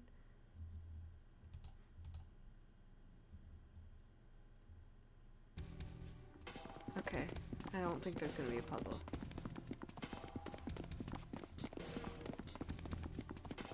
Wait, what the what? Wait, what? What just happened? Wait, he doesn't. He could just go in, right? He could take off his bracelet. Am I right or am I wrong? Because his arm is like fake. Is that what this is trying to say? Did he just take off his arm? What happened? Junpei, Seven, and Snake ran full tilt down a long, straight hallway. They were headed for the stern of the ship and had no time for distractions. So we're just leaving people behind? We're just leaving them? As they ran, Seven spoke. Gotta admit, you really surprised me there, kid. I couldn't figure out how the hell you were gonna get out of that one. How come you didn't do that right off the bat? As I told you, it was a last resort. Had I used it at the beginning of the game, I would have come under a great deal of suspicion. Yeah, he probably just, like, took his arm off. I imagine that most people would have taken it to mean that I was Zero. Once they'd convinced themselves of that, I wasn't optimistic about my chances of making it out of here alive, let alone unscathed. I felt it best to play my cards close to the chest, as it were. That way, if I were in a situation where there was nothing else I could do, I'd have a little trick up my sleeve. I'd just take my bracelet off. Okay, yeah. Snake's plan had been simple but effective. He'd simply removed his bracelet. How? To Junpei, it had looked as though Snake had simply crushed the bones of his hand until they were small enough to fit through the wristband. But, I mean, it's a fake hand, and he doesn't have a pulse, so he can just take it off. Of course, that would have been practically impossible, so how'd he done it? My brother's left arm is, it's not like a normal person's arm. It's fake. It's not a real arm. Snake had slid the bracelet off and tossed it into the coffin. I know this is kind of a weird thing to say, but I'm glad that's a fake arm. You don't have to be afraid of the door if you don't got a bracelet. You are correct. He walked through the door easily without authenticating. He stepped out the other side unscathed and began running down the hall alongside Seven and Junpei. They kept running for a while longer and eventually came upon a set of stairs leading downward on the right side of the hallway. They stopped and peered down the staircase. I think these stairs connect to the bottom deck. Doesn't look like it's underwater. They nodded quickly to one another and jogged down the stairs. Took only a few minutes for them to make their way to the bottom deck. There was a single hallway in front of them, and at the end was Let's a go through single that door. Junpei threw it open. Inside was a massive iron gate. A plate was affixed to the top of it. Sorry, I was just starting to think, I'm thinking about the other ending where it's like the submarine or whatever ending. Who the heck killed them all then? If Snake was stuck in a coffin, who... Okay. Inside was a massive iron gate. A plate was affixed to it. Incinerator? Oh my. That doesn't sound very pleasant. Do you see a lever near the gate, perhaps? Yeah, right over here. How did you know that? Well, I'd be happy to regale you with the story. I imagine it should only take half a day or so. Junpei grumbled, gave Snake a dirty look, and jogged over to the lever. If you pull it, the door ought to open. Got it. He pulled the lever down.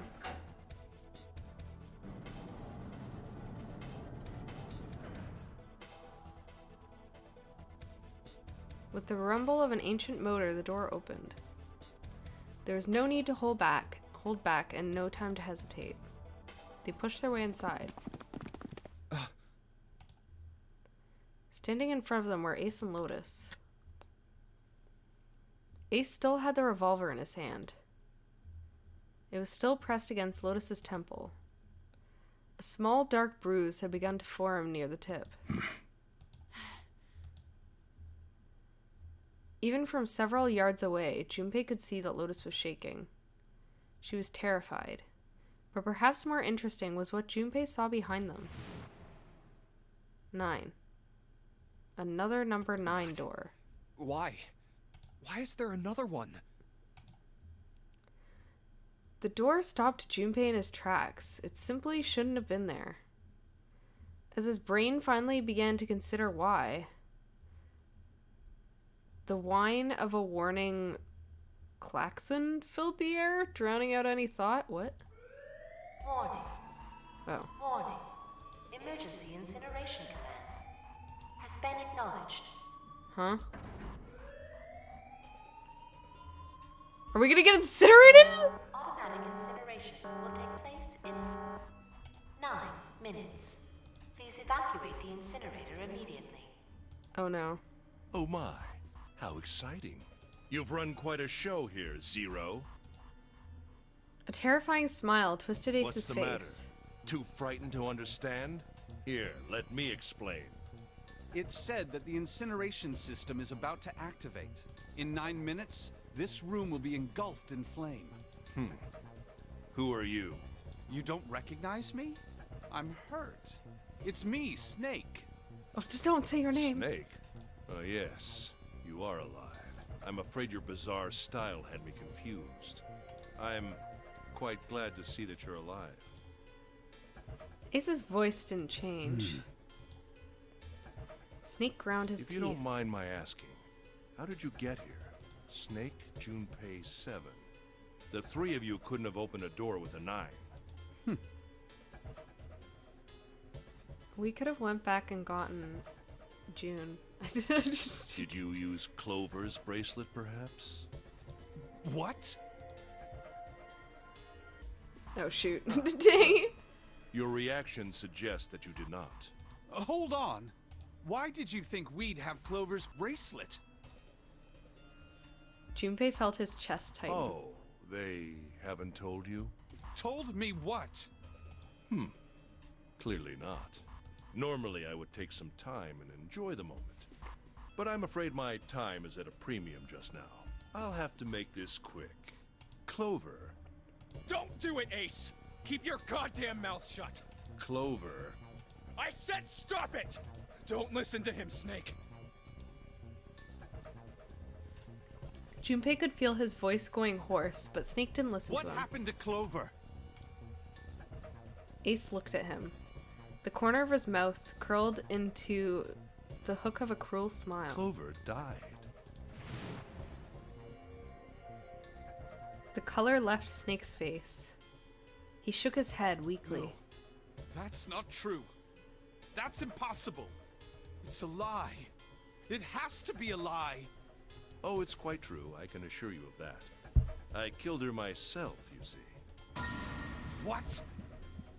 Oh shoot, you know he means his eyes are open, dude. I'm sorry, did I stutter? I killed her. Snake's face twisted into a mask of rage, molted red, rising to dot his pale skin. His entire body shook. He looked to Junpei, disturbingly like a demon. I would have rather she died with less suffering. A bullet in her brain, perhaps, would have been ideal. Unfortunately, that would have made quite a bit of noise. Circumstances being what they were, I was forced to settle for the knife. The one the ninth man had, you remember. I believe I caught her just below the shoulder blade. I was rather lucky, in fact. My first thrust went right between her ribs. Her flesh was so soft. My knife slid in so easily. There was no resistance. That feeling was... I confess, I feel rather excited. It is a powerful memory. Someday, perhaps, I hope I can feel it again. Dude. Incineration will begin in 7 minutes. I'm going to kill you. Snake's words were a guttural growl, barely audible. What was that? I'll kill you. I'll kill you. Ah, so you're going to kill me. Please do. Come now. I'm waiting. Don't do it. Don't listen to him, Snake.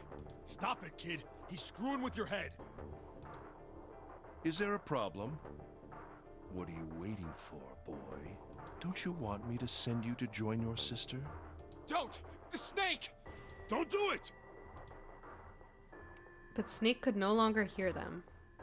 Snake could no longer hear anything.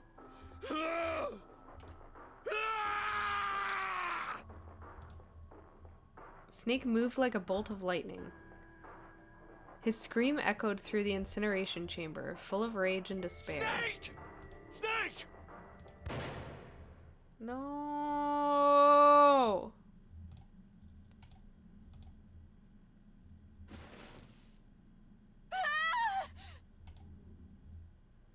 Another scream filled the room. It was Lotus. She ran across the room towards Junpei, her eyes wide with terror. Lotus! Hurry! This way! No, you're gonna get shot too. Snake's ill-fated attack had loosened Ace's grip on her, and she'd made a run for it. She reached Seven and Junpei and ducked behind them. Incineration will begin in 5 minutes. Give me the woman. He raised the I gun. need her. Without her bracelet, I will be unable to open this door. Quickly now! I don't have time for your shenanigans. In the center of the room, Snake's body lay eerily still. He looked like a human larva, prone and vulnerable on the I floor. see. Then it would seem I have no choice. The rest of you must die as well. Fortunately, I have 5 bullets left. 1 for Junpei, another for Lotus, and the last 3 for that lump of idiotic man you call Seven. I will take Lotus's body with me and leave this room. Incineration will begin in 4 minutes. Well, it looks as though our time together is at an end. We should have talked more and wasted more time. I rather enjoyed playing with you. Damn it!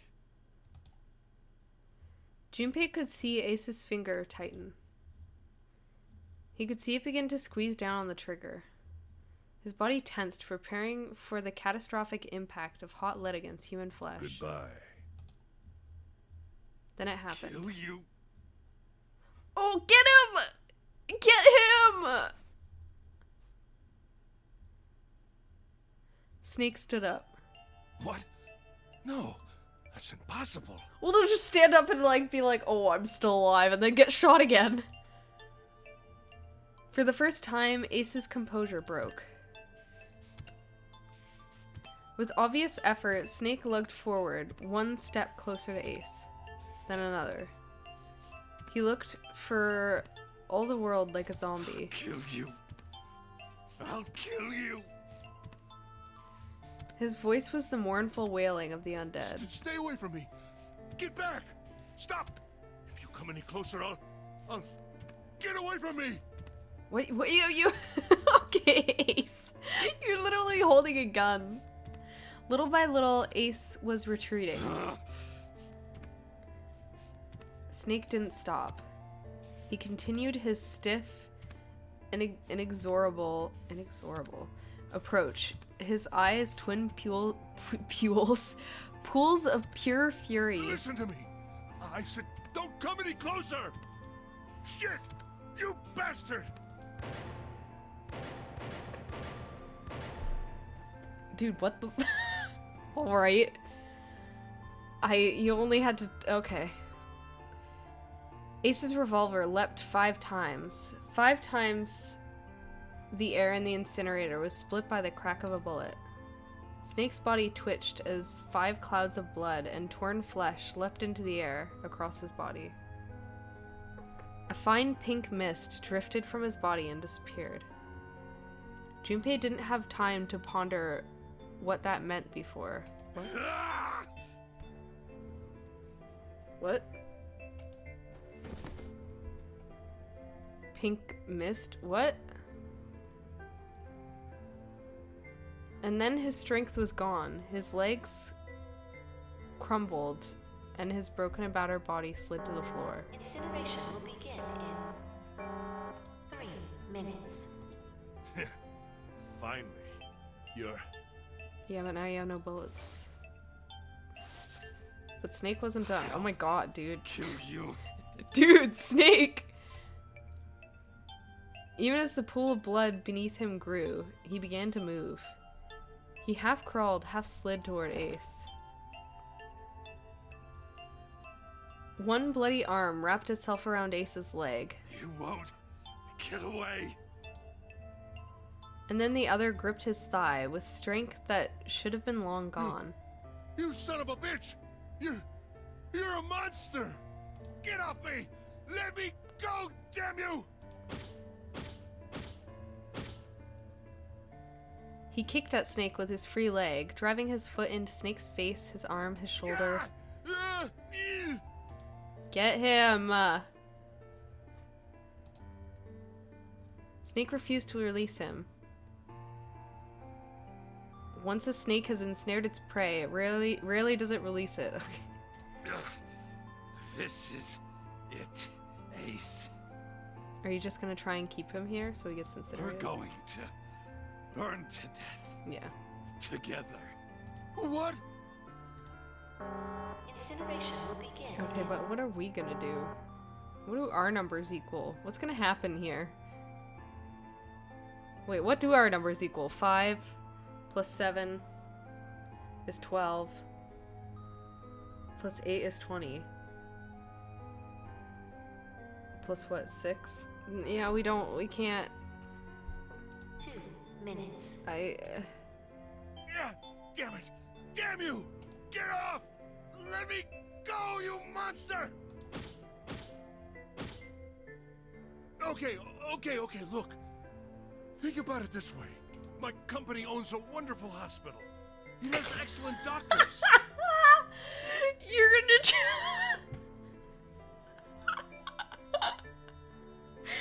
You're gonna try and be like, I can save you. I shot you like 6 times. I'll save you? You're not wounded too seriously. Oh my god. I'm sure they can fix you up easily. You idiot. Dude. You don't have to die. You could be saved. Just let me go. No. I don't think you get that he does not care. Pathetic. Begging for your life. Then Seven and Lotus began to speak. Junpei could hear tears in their voices, and their words were strained. Snake, that's enough! You can stop now! Yes! He's right, Snake. You've done enough! Come on, Snake, let's go! Let's get out of here! You have to come with us. We have to leave together. I agree. I want Snake to live, but I also... I don't want him to get out. Snake turned towards him. He coughed and blood splattered across the floor. Then he smiled, a sad sort of smile. I apologize, but I'm afraid I can't do that. You'd best forget about me. You need to leave soon. I'm going to take him with me. But we can't leave. Shut up! Be quiet! I couldn't save Clover. My sister died because of me. No, it wasn't because of you, dude. Perhaps this will begin to atone for that. Perhaps in the afterlife, she can forgive me. She wouldn't blame you in the first place. Oh my god. This is sad. I don't like Go. Go. You have to go. Incineration will begin in 1 minute. God damn it! Shit! We're out of time! We gotta go! Where are we going? Seven ran towards the exit. Lotus followed him. Oh, are we just going out of the incinerator? But Junpei couldn't move. There were white lines down Snake's cheeks, where his tears had washed the blood away. He was broken, body and soul, and Junpei felt as though half of his own heart had been torn out. His eyes stung, and he tried desperately to swallow to clear the lump in his throat. Junpei, what are you doing? You have to get out of here now! Junpei's chest tightened, pulled taut by anger, misery, and a cold feeling of emptiness. Pure emotion surged through his heart alongside the torrent of blood. He could feel it building, a tremendous wave, growing taller and taller and taller. And then it broke, crashing down with a thunderous force onto his shaken, unprepared mind. Snake! Snake! Junpei's rational mind was gone. He was driven by instinct now, and he launched himself across the floor at Snake and Ace. Or he tried to. Wait! Don't be an idiot, Junpei! He felt a hand grab him from behind. It was Seven. Before he had time to react, the larger man had pinned Junpei's arms to his side and was hauling him bodily back towards the door. No! I have to help Snake! Snake! Snake! Get off of me! Let me go! Incineration will begin in 10 seconds.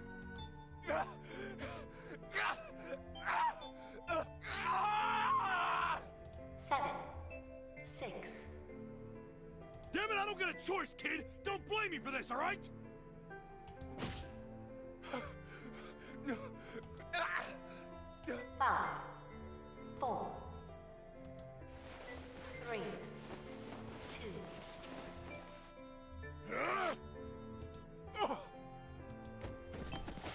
1, 0.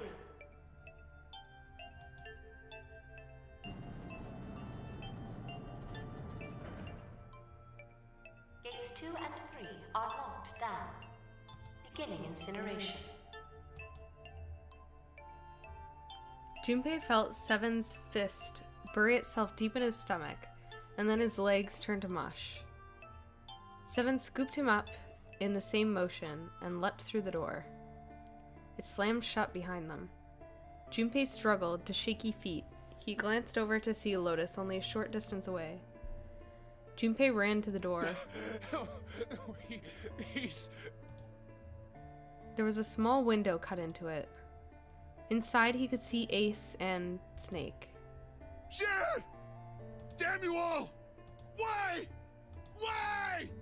Why me? Why me? I don't deserve this! Really? Answer me! Answer me, Zero! Why? Why? Zero! Zero!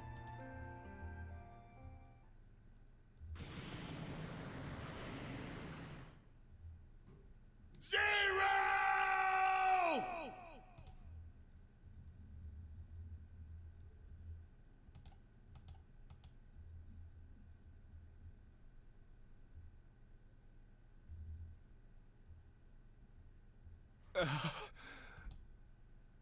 He didn't know how much time had passed. He didn't know how long he stood there in front of the incinerator. He looked to the side. Lotus's face was ashen, and if not for the hand she'd put against the wall, Junpei didn't think she could have stood. Seven looked old and tired and used. His eyes stared at the floor, seeing nothing. Junpei said nothing. He simply began to walk toward the open door and the hallway they'd come down earlier. Hey, wait! Junpei! Junpei, where are you going? He blinked when their voices broke the silence. He stopped. You stay here. I'll go get Santa and June. You're gonna bring them here? How? Don't worry about that. Just stay here and wait, all right?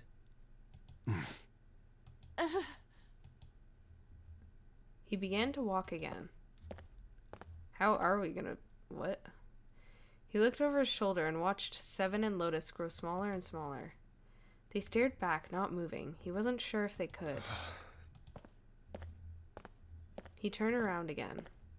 He knew where he was I going. saw an elevator on the way here. If I can get it to work, then maybe... Oh, okay. Before long, Junpei found himself in front of the elevator. Next to the door was a button with a triangle on it. Please work. He pushed it and the door opened. Yes.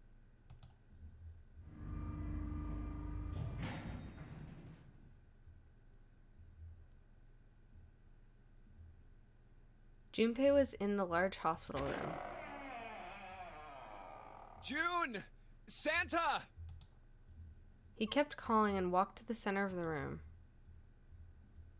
Yeah, where... are they gonna be gone now? What else is gonna happen? Try as he might, he couldn't find them. Damn it. Where did they go? Increasingly frustrated and increasingly worried, Junpei left the large hospital room. He had no choice. He would have to look for them. Junpei's heart was heavy. He couldn't shake the feeling, but there was a part of him that felt it would be wrong to, even if he could. With every step he took, his legs felt more and more like lead.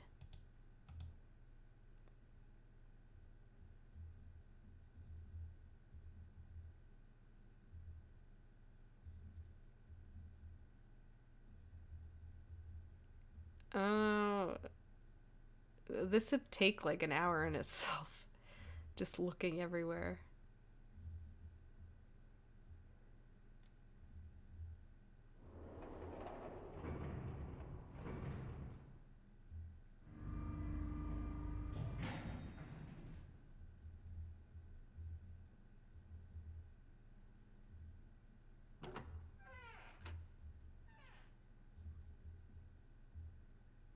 Sometime later, Junpei found himself at the chapel. He stopped inside, expecting to find nothing. But there, on the red carpet in the center of the room... Connie! Junpei cried her name and ran. Like lightning, he ran across the room toward her. Connie! He stumbled to a stop. As he looked down, her body lying so still on the floor, he felt an icy grip of fear upon his heart. She was still, so very still. No. It can't be. It's impossible. Slowly, Junpei bent down toward her. His hands shook, and he felt very cold and very hot at the same time. He forced himself to look. Her back was moving. Slowly it rose and fell. Okay. Relief washed over him. Connie! Junpei reached down and gently, very gently, lifted her up. Connie, are you alright? Jumpy?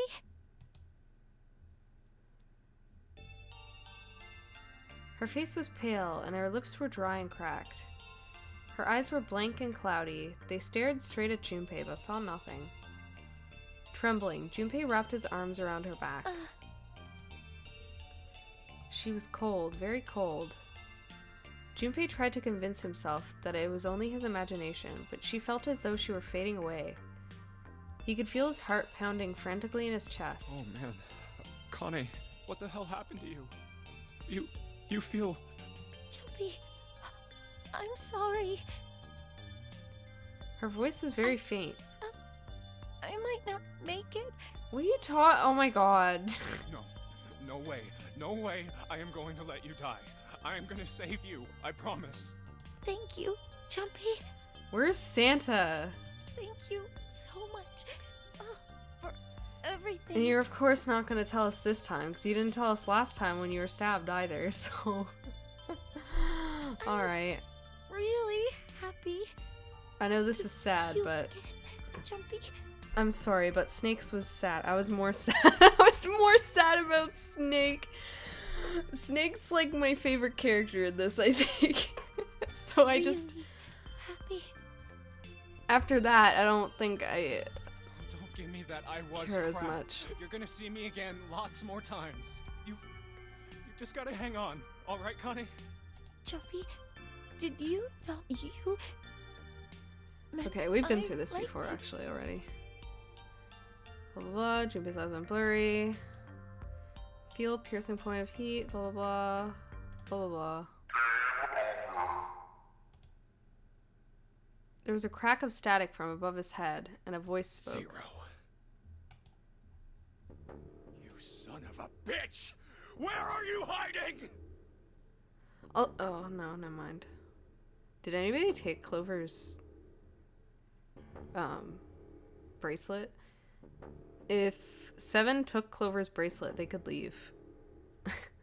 Him, Lotus, and Clover's bracelet could leave. Junpei frantically scanned the ceiling for the source of the voice.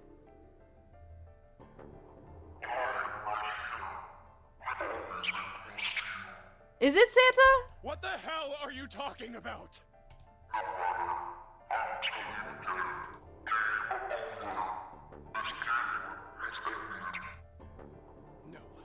No, it hasn't. I'm not gonna let it end yet. I'm gonna get out of here with Connie. Why? The wrong path?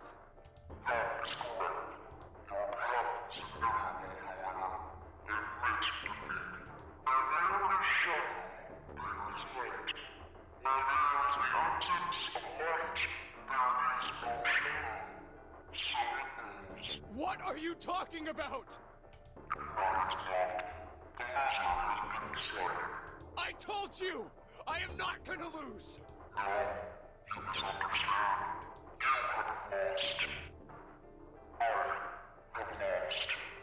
What? What? Junpei didn't have time to ponder what that meant before he heard the door slam shut behind him. He spun around. There was no one there. Was it 0? Connie, wait here. I'll be right back, I promise. She managed a single nod.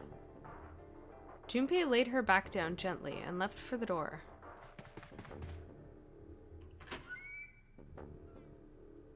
He yanked it open and shot outside. No one. The hallway was empty. There was nothing moving anywhere. Where are you? It doesn't matter. I need to get Connie out first. He didn't want to leave Connie alone any longer than he had to, so Junpei turned around and headed back to the chapel. She's gone, of course. Connie! She wasn't there. She wasn't anywhere. She'd been lying right there on the floor just moments before, and now she was gone. Oh God. No. No. Where is she? Connie. Connie! Connie! Connie! His cries split the heavens themselves. He screamed until his voice gave out. Then he screamed some more. That's not how that works, but okay. But there was nothing. No answer. His voice faded away, and all that remained was cold, unfeeling silence. That was when he noticed it. Huh? A strange smell, one he'd smelled before. This is... The knockout gas? white smoke. 9 seconds later, Junpei's mind winked out.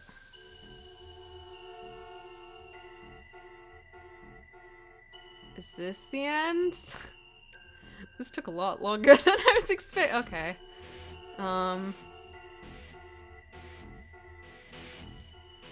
I don't...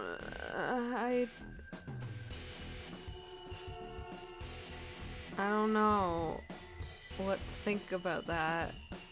Like, at all.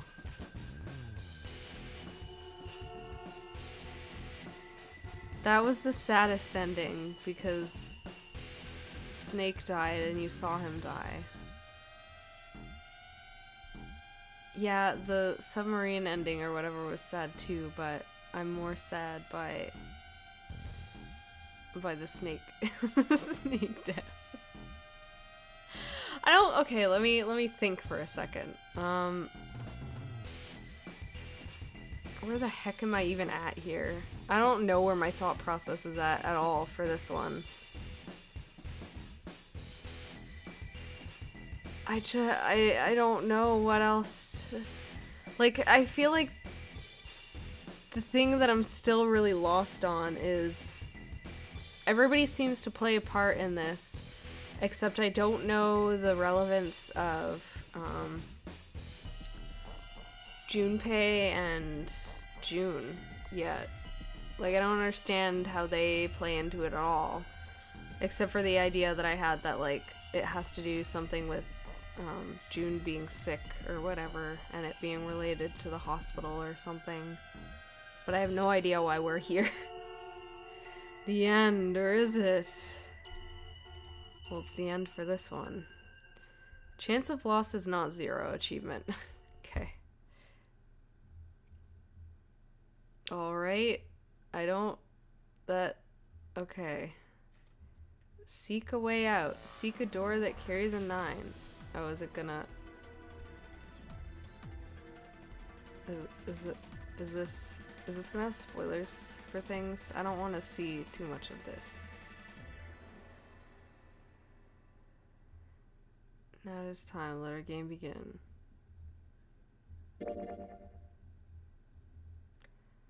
A sixth sense of what is coming. Achievement unlocked. I don't know what that is for. Would you like to save? Yes, I would. Thank you very much. Alright. There's still 2 more endings to do. I thought... I thought maybe I would be able to, Yo, what? What does that key symbol mean? What does this all mean? What had Blin here? I don't know what any of this means, but I'm gonna stop. I'm gonna stop there. And next time, hopefully, I'll be able to like fit these 2 endings in like 1 episode. I keep saying like maybe there'll just be 1 more episode, but I honestly thought that this would go a bit faster. There's only like 3 things here, but it took a lot longer than I expected. It was very plot heavy. I like that though. I like there being a lot of plot. I want to figure out what the heck is going on, because I feel like it's most of it is piecing together. But not all of it. Not quite all of it yet. Yeah, I don't know. I'm starting to wonder if there's even an ending where we where we can even leave. Like I don't know if that can work. I don't know if there is a happy ending. I'm starting to doubt it, but I'll still try and get the other endings and hope for something. And yeah, that's it. I miss Snake again. He was there for a second again, and then he's gone again, and okay. Bye.